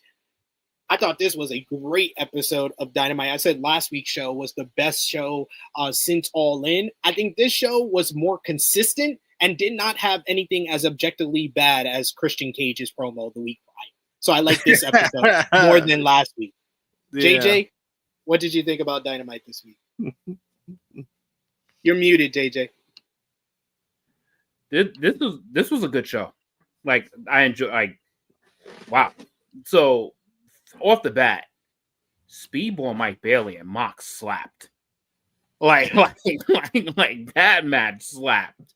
And then, that everything that happened with the Young Bucks, I know it's corny and carny, but that Max and Jeremy, you mean? That shit was a Max and Jeremy, bro. Like in the way the whole Justin Roberts reading their fucking intro, like word for word with all the syllables attached. like it was really good. The Max and Mark fight was really good. The women's match was actually really good too. I think this was a really solid episode of Dynamite, but my man was in a fucking body bag. He was in a fucking garbage bag, bro. like the way Darby snatched that dude, I was like, he done took this boy like he was like he was getting revenge from being bullied in high school or something. Like, I'm coming back to get you. Like, that shit was good. Like, I love how this was just different from everything else, and this just felt like a refreshing episode of Dynamite to watch. Yeah, the Stokely Hathaway promo was my moment of the week. No. When that, the whole couldn't get any hoes line. That was like, and it's the best part is Dax saying you can get hoes. And then the way he said about Beth, oh yes, Beth Phoenix got a head like a micro brawler. That shit broke FTR. FTR had to cover their mouth. Like, shit. Like, he is on one right now. Nah, that shit was good TV. Yeah, and I agree with the chat. Like the Bucks versus Brodito. We've had some great tag team matches. That over the last tag match was this was up there with phenomenal. anything you've seen. Brodito is the hot team. Honestly, I was all for FTR versus Hurt Syndicate at Forbidden Door, but I'm saying you gotta go with the hot team sometimes. I think Brodito should win. That match was amazing. Absolutely. Josh, what did you think about Dynamite? It was a great episode, honestly. Because even last week wasn't bad, but I do think that the Christian Cage segment did, it did. I want to say drag it down, but that was kind of a down point for that. This past week, there wasn't really a real down point, and I think that's what made the episode really good. Mox and Speedball, that was a great match. And then even like all the stuff that Darby was doing, I thought that was hilarious. He put in the body bag. They opened it at Forbidden Door. So like there are building matches for Forbidden Door. There were people that were, I think they kind of been more acceptive of knowing that New Japan is going, they are doing the G1. So we've been getting a lot of AEW matches being announced so far. That does handicap because of what's going on in New Japan. Can't really use talent right now because they're in the biggest tournament of the year. But I do like the matchups that they're announcing for Forbidden Door, regardless. But besides that, I mean, great episode of Dynamite. Fun tag team match, like you said. Brody King and Ito. Sometimes there's tag teams that work, and they found something here. I was like, they've worked well together, and ended up being a great match, especially the stuff they're doing with the Young Bucks. I mean, it's hilarious. It fits them. They're goofy. It fits them. They're treating they're having the broke ass Bucks gimmick currently going. It's been entertaining. And then in the main event, MJF and Mark Briscoe, that was a fucking fun matchup too. And then the fact that the way he won, it was just typical scummy MJF bullshit. That it still makes Mark look good because Mark fully didn't lose the match while still losing. I just didn't like the post match. The post match, I think they should have done more to that's not about have it. him get his ass kicked by MJF after the matchup, because I think with the way the match ended, there was a way to go, oh, Mark deserves another opportunity. I think they could still go that route, but I would have liked Hangman to come out sooner before he got bloody. Yeah. I know what you mean. Like, but besides that, I do like the fact that it's making MJF feel kind of important again. Because that's what we've been kind of wanting. Obviously the Hurt Syndicate stuff, we thought it was gonna go longer, but they cut bait when they did. But this direction they're going, so we got to see where it goes. And speaking of the Hurt Syndicate, a new report states that MVP is reportedly has been causing some frustration within AEW around the Hurt Syndicate. Fightful Select reported on some rumors about the group that were mentioned in a Twitter space session from J-Cup 2013 of the Wrestle Binder surrounding issues with the group, noting that they have also heard such discussions over the last couple of months. According to the report, a number of talents have indicated that MVP has picked up some heat for himself after he rubbed a lot of people the wrong way.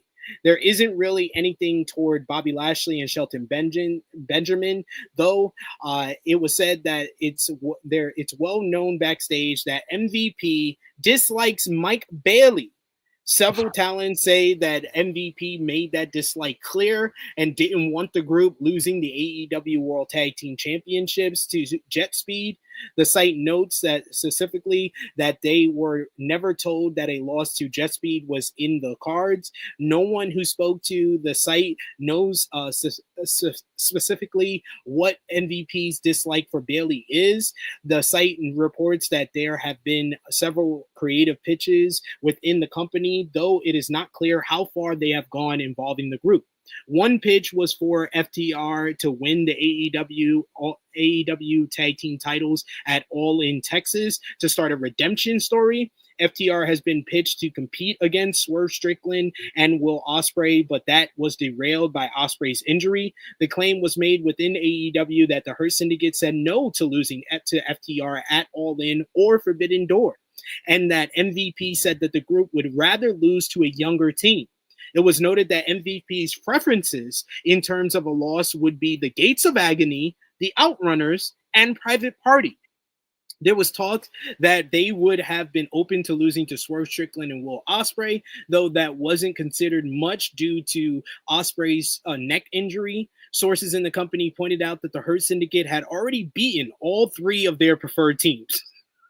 There is said to be a level of frustration from the locker room that the team are, in the report's words, heels that do cool moves, beat up everyone, and give fans high fives on the way out. There's been no word on the group leaving, and all three have a number of years left on their contract.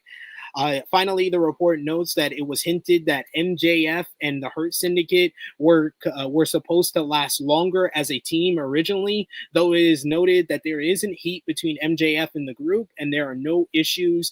The report also notes that the many people on the roster they spoke to have said that 2025 has been the best they've seen in terms of the locker room in years, with most of the roster dismissing issues, which comes in turn with the whole situation that happened this week week after the whole report that came out about MVP disliking Speedball Mike Bailey. The Hurt Syndicate appeared in a viral video with Mike Bailey where MVP came up to him and told him, "Fuck you, Speedball." And he made the Hurt Syndicate also say, "Fuck you, Speedball." And they said it dejectedly with their heads down saying, "Fuck you, Speedball." As Speedball responded, "Fuck you, MVP." The Wrestling Observer newsletter had more details on possible creative plans for the Hurt Syndicate and how they might have changed. At one point, there were plans for FTR to win the tag team titles at All In Texas. That plan shifted to Forbidden Door, but eventually the team would defend against Adam Copeland and Christian at All Out.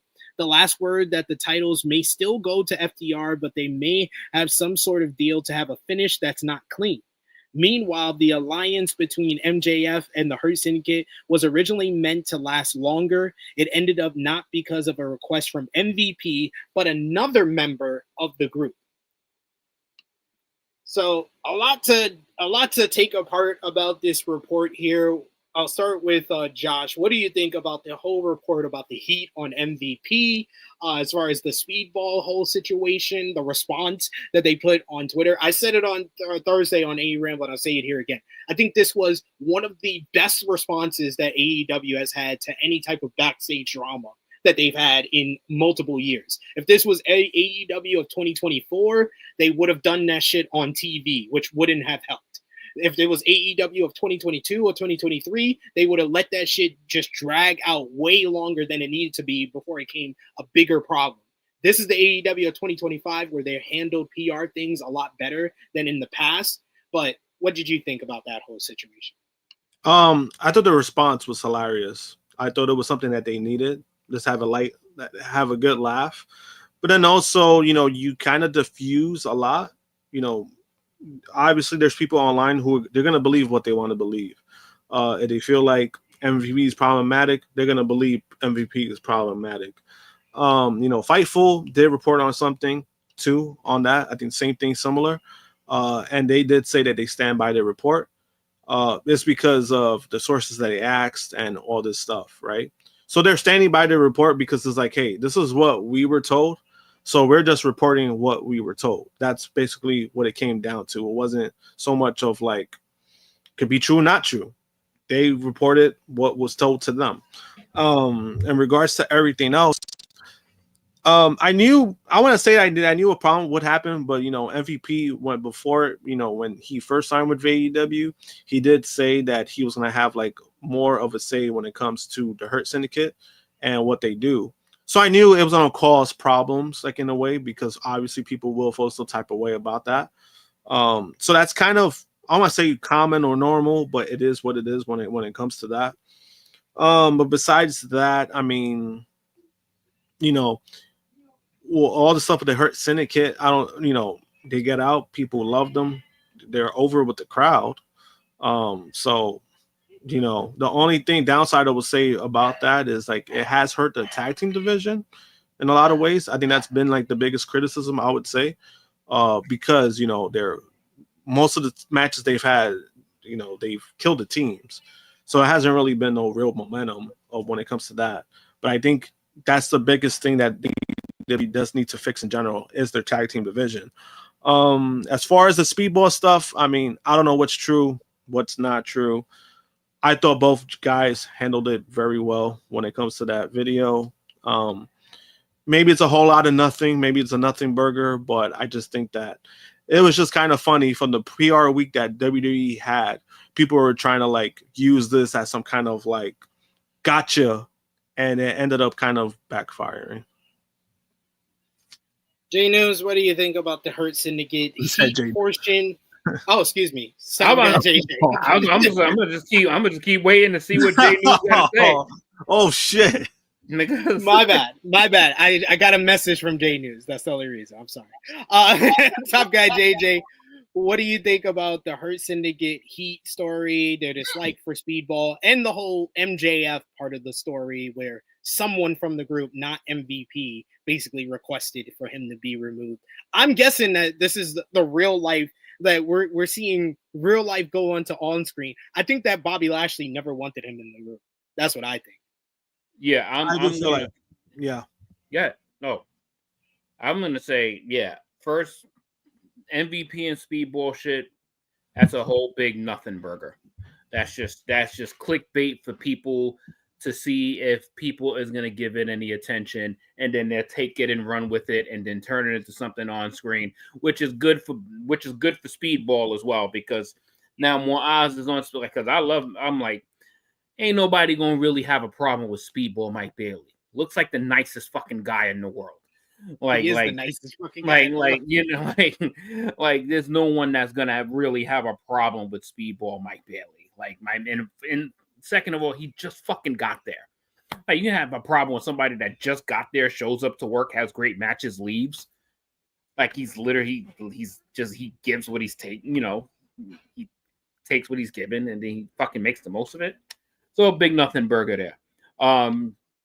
The MJF and I think that you could just see it kind of like from the Bobby Lashley wanted nothing to do with this man in this group in any capacity. Like it was like so easy for him to portray that role on screen because it's probably what he really didn't want anyway. And it just came out perfectly. Like, even when he sees MJF on camera, like, you could just, even when he came back there to talk to him, he just like, how are we still dealing with this motherfucker, yo? It's like it's something there that he just doesn't fuck with him. And I don't know if it's due to a personality or whatever the case may be, but MJF is probably not an easy person to dislike. Or not a hard person to dislike. I'm sorry. Yeah. Not a hard person to dislike. But yeah. And Bobby Lashley is an old school dude. Like, Bobby Lashley is damn near 50 if he's not 50 already. And MJF is like a young buck. He's one of them Gen Z cats. And Bobby is a fucking like millennial and Gen X. He's probably right in between like millennial and Gen X. And he's like, yo, man, I don't get what y'all see in these young motherfuckers, man. Like, it's probably that energy coming from Bobby. Like, yo, get this little motherfucker away from me, yo. Like, Could be. And that's when I think Montel just kind of peeled back a little bit. It was like, he come after you, it's gonna be personal. He don't like your ass. Like, he really don't like your ass, bro. Like he don't fuck with you. He don't fuck with you off camera. He don't fuck with you on camera. like go come to catering, go sit at the other table, bro. Like, don't want nothing to do with you, yo. Like, don't need no advice from you. Don't need no way around the company from you. Like, let me be in my space with my boys. Like, and fuck out of here. It's also a thing of, like, in the AEW kind of landscape, MJF is a bigger single star than Bobby Lashley right now. So I can understand Bobby Lashley from just that perspective, not wanting MJF in the group, because now you're making me look like I'm the number 2 star instead of the top star of this group. Yeah, it could be a thing. It could be. Yeah. And I mean, it's all possible, man. And I just, I'm just glad that it fizzled out faster than it should have, because personally, I did not want him to have anything to do with the Hurt Syndicate. It was a complete misfit. It was a complete mismatch. Like, neither one of them needed it. It worked. It worked for the time that it was around, but I don't think that nobody. It wasn't a need. That's it wasn't a need. That's what I'm saying. Like, neither one of them needed it. So it was like, what was the point of doing this? Like, and the Hurt Syndicate are not going to become some lackey group to help him get a championship. And he is a schmuck enough. He literally has a contract to do when he please, as he sees fit. Like, yeah, he's still trying to get an extra what title are we shot. doing? Like, yeah, like, what are we doing?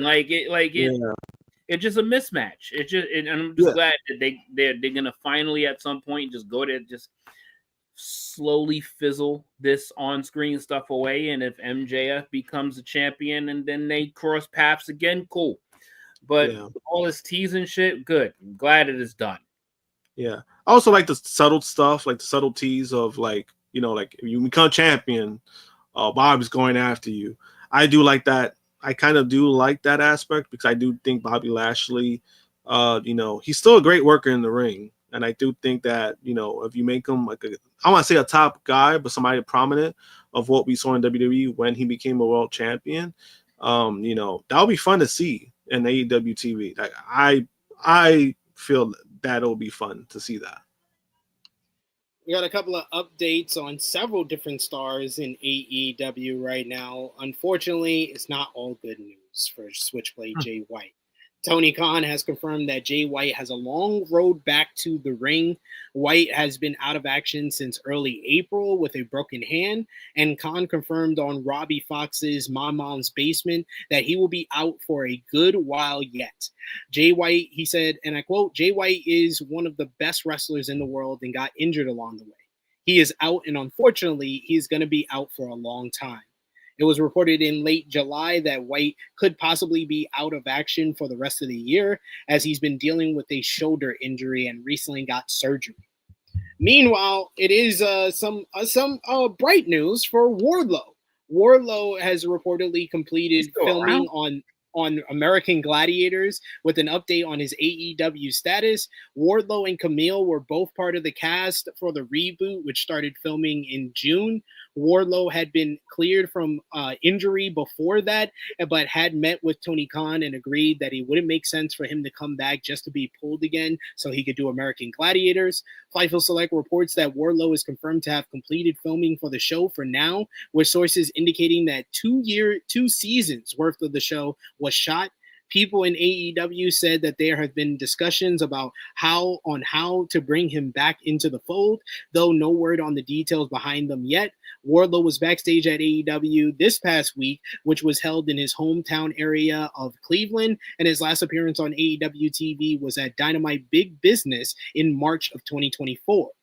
Meanwhile, it is a bunch of good news for the Gates of Agony. Reports of the Gates of Agony, the GOA, Bishop Khan, and Toy Leone have signed new deals with AEW and ROH. This comes after the pair posted the photos with Tony Khan on social media, and the deals are long-term, multi-year contracts. The pair are currently working with Ricochet, who gave them their name change to GOA. Steve K, representing Paragon Talent Agency, worked on the deals with Tony Khan, which made official this past week. So congratulations to the GOA, the Gates of Agony, which have been getting featured more since they started aligning with Ricochet. I believe this was last month ahead of All In Texas. So congrats to them signing new deals with AEW and Ring of Honor. And then finally, the Wrestling Observer newsletter has an update on AEW pay-per-views, including the buy rates for AEW All In Texas nearly a month ago in Arlington, Texas. The original report noted that the show had around 175,000 buys. A few weeks later, the late buys have increased the total to between 180,000 to 185,000. However, the final number ends up, it will likely be the third highest buy rate in AEW history. All Out 2021 did 215,000 buys, while All In 2023 had 200,000 buys. All In Texas would have to beat Revolution 2024, which had 180,000 buys. It's already one of the highest buy rates of 2025, beating Double or Nothing, which did 125,000 buys, while Revolution did 135,000 buys.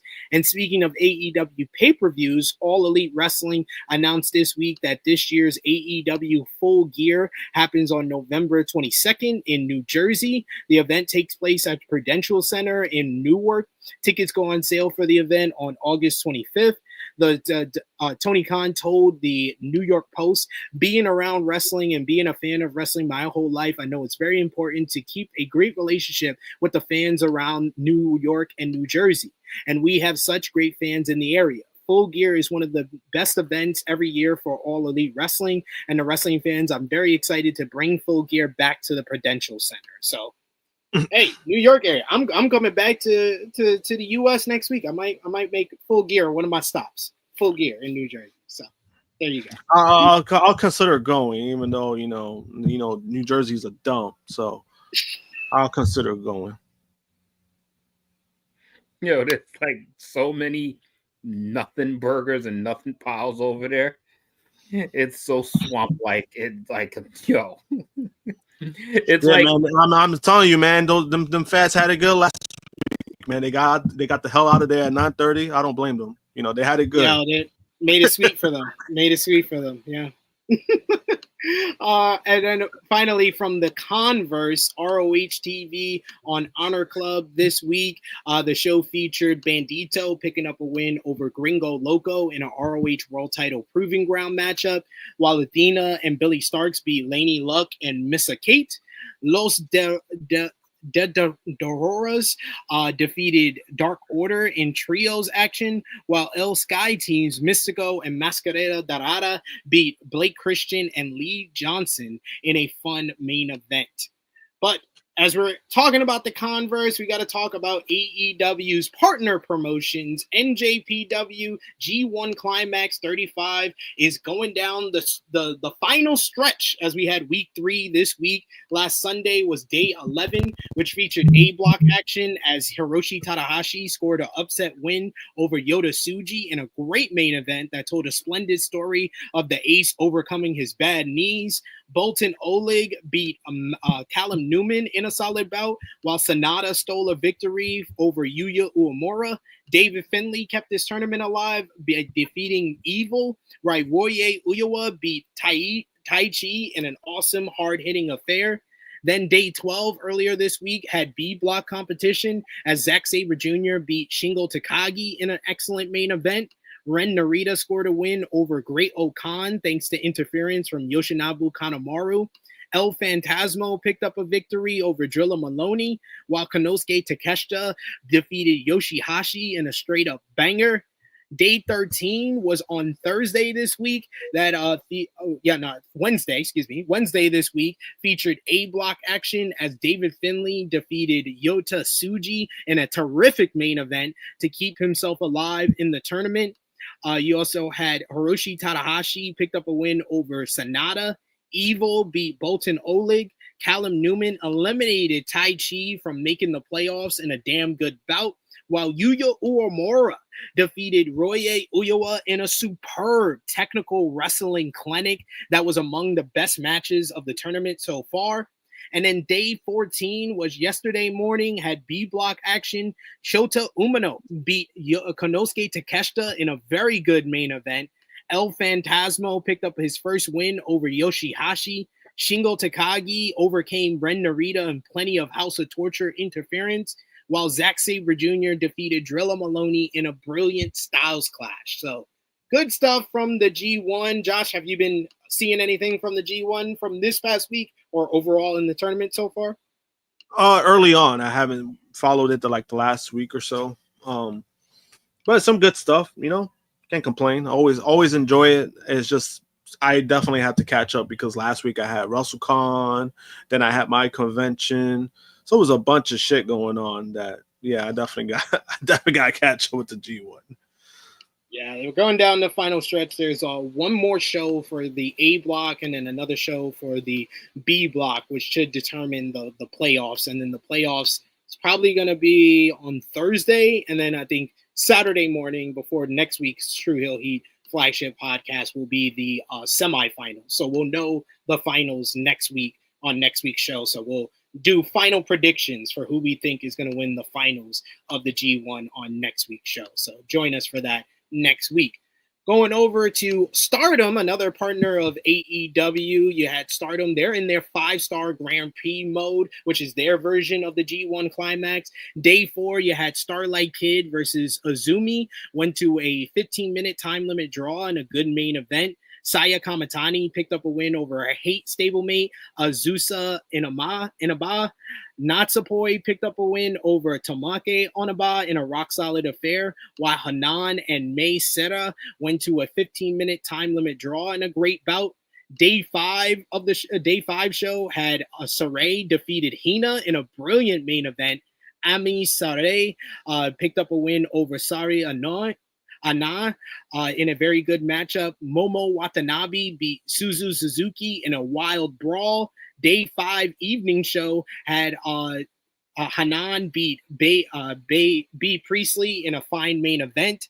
Rina defeated Tamaki and Aba, while Starlight Kid picked up a win over Sayaki Kara in a rock-solid bout. Yuna Mizumori scored an upset victory over Mei Sera in a fun matchup. And then you had Day 6, which had probably the best show of the tournament so far. I just finished watching it before today's flagship. They had Saya Kamatani defeating Hanan in the main event. You also had Bozilla defeat and Sari Anoi went to a 15-minute time limit draw. Nasakara Tora picked up a win over Saya Kara. And then you also had Azumi beat Rina in one of the best matches of the tournament so far. That's definitely going to be in my matches of the week. Spoiler alert. That was a great matchup. I just watched that. Just finished that before we went live here. And then finally, you had CMLL Viernes Espectacular last night from Marina, Mexico. You had El Sky Team and Atlantis Jr. defeated Angel Dorora, Defento, and Hechicero in a 2 out of 3 falls trios matchup. Great match there. And Ultimo Guerrero beat Blue Panther in a fun matchup to retain the MLW National Openweight Championship. Blue Panther is like 65 years old. My missus caught me watching that matchup, and she says this man's probably going to have a heart attack in the ring. So, oh my god, that was her analysis of what I was watching. Started getting a little worrisome with just hearing that. Nah, like dude is legit. Like in his late 60s, he should not be wrestling. Like he should not be wrestling. He should not. No. Retirement plans. But we finally made it to Krssi Luv's favorite part of the show. Best and worst of the week, moment of the week, and match of the week.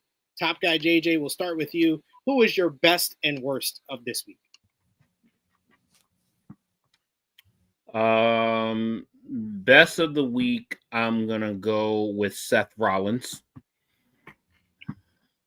Pulled the heist of the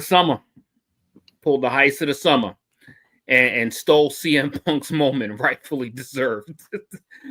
So, I mean, yeah, even though it was something that was predictable, it was very well executed. It was very well done. And he made his man's championship reign so short that he couldn't even get side plates. Fair.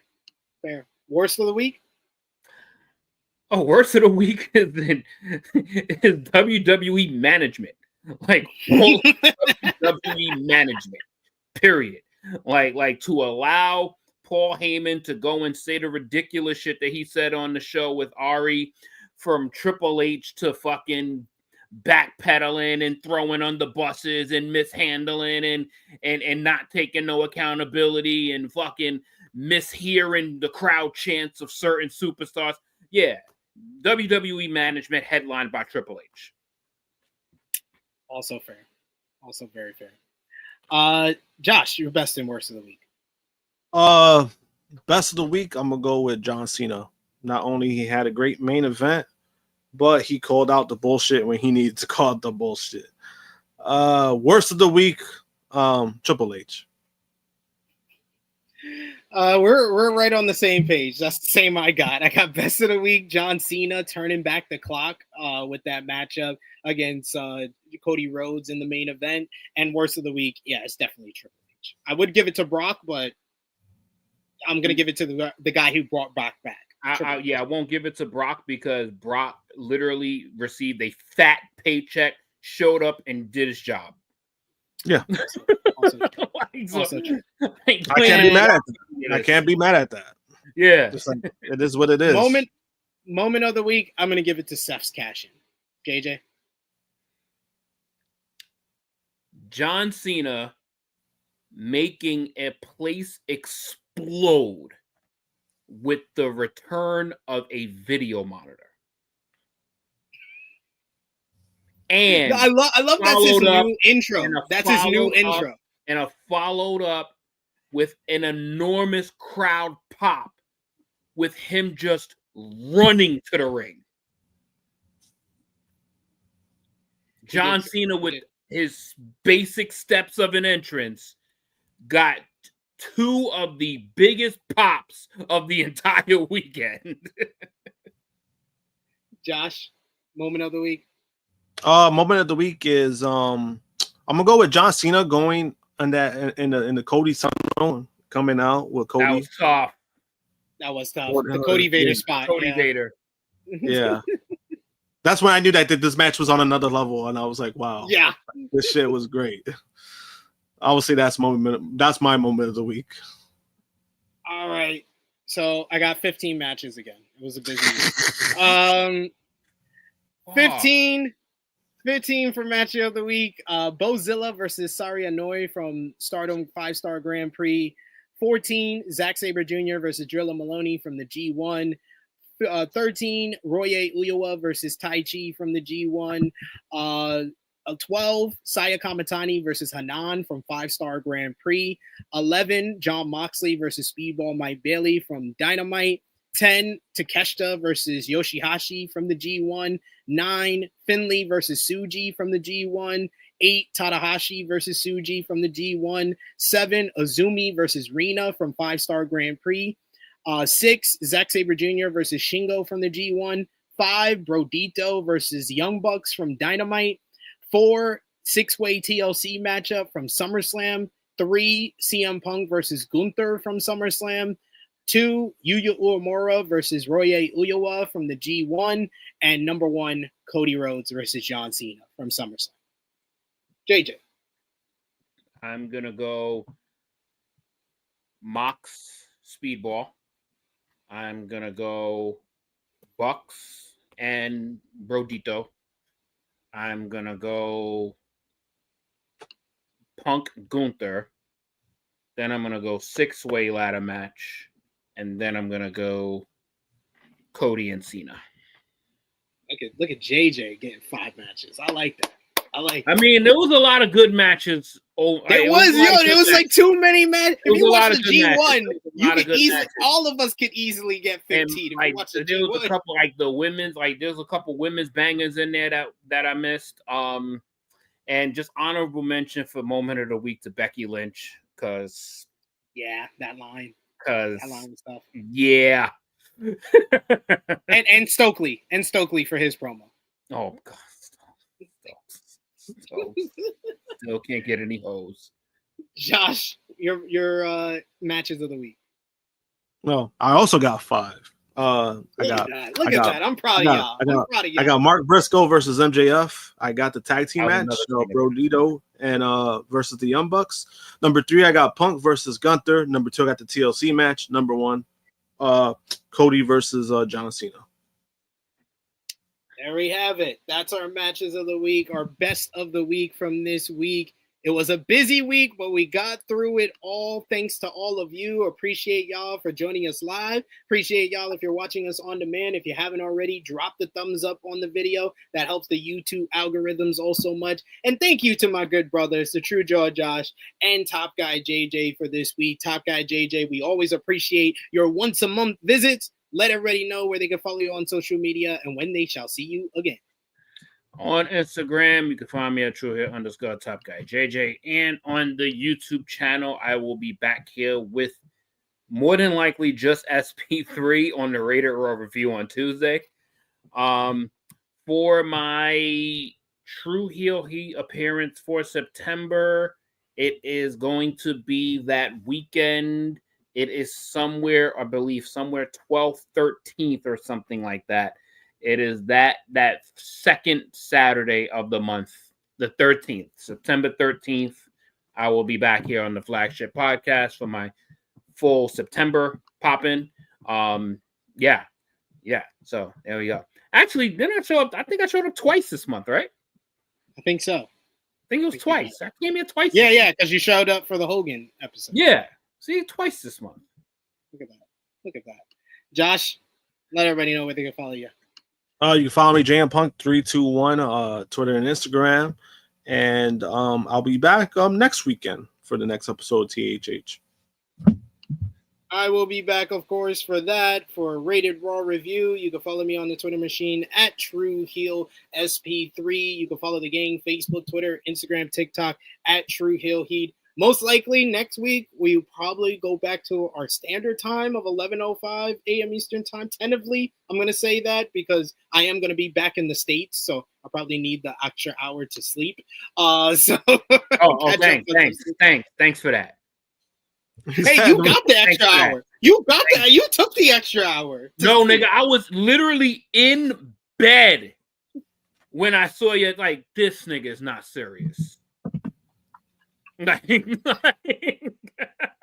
We do have one last super chat donation from our good brother, Call Me Mr. Bonda, who says, "Graps." Indeed. That's what you know you're going to get here from the Tru Heel Heat flagship podcast. Thank you. We hit our goal for this week with that super chat donation. So we'll be bringing it back. One of our all-time class. We might wait till Top Guy JJ's back on the show in September. But the goal for this week, if we hit it with 10 super chats, which we did, was the wrestling drafts will return. So we got a month to kind of think about everything. When JJ's back, we'll bring back the wrestling draft. So we'll come up with something cool to do, but appreciate y'all for all the support for today. Like this video, share it with your friends, subscribe if you are new to the channel, and check out all the great content we have from this past week, our SummerSlam reviews and everything in between. We got Tru Heel Heat cuts dropping on tomorrow and on Monday, so enjoy those as well. For Top Guy JJ, for the True Jaw Josh, it is me, your Tru Heel Phenom SP3. This has been Tru Heel Heat 341. Bestiality over morality, according to WWE. We are signing off until next time. I can't wait to pick Rusev #1 overall. Yo, that name of the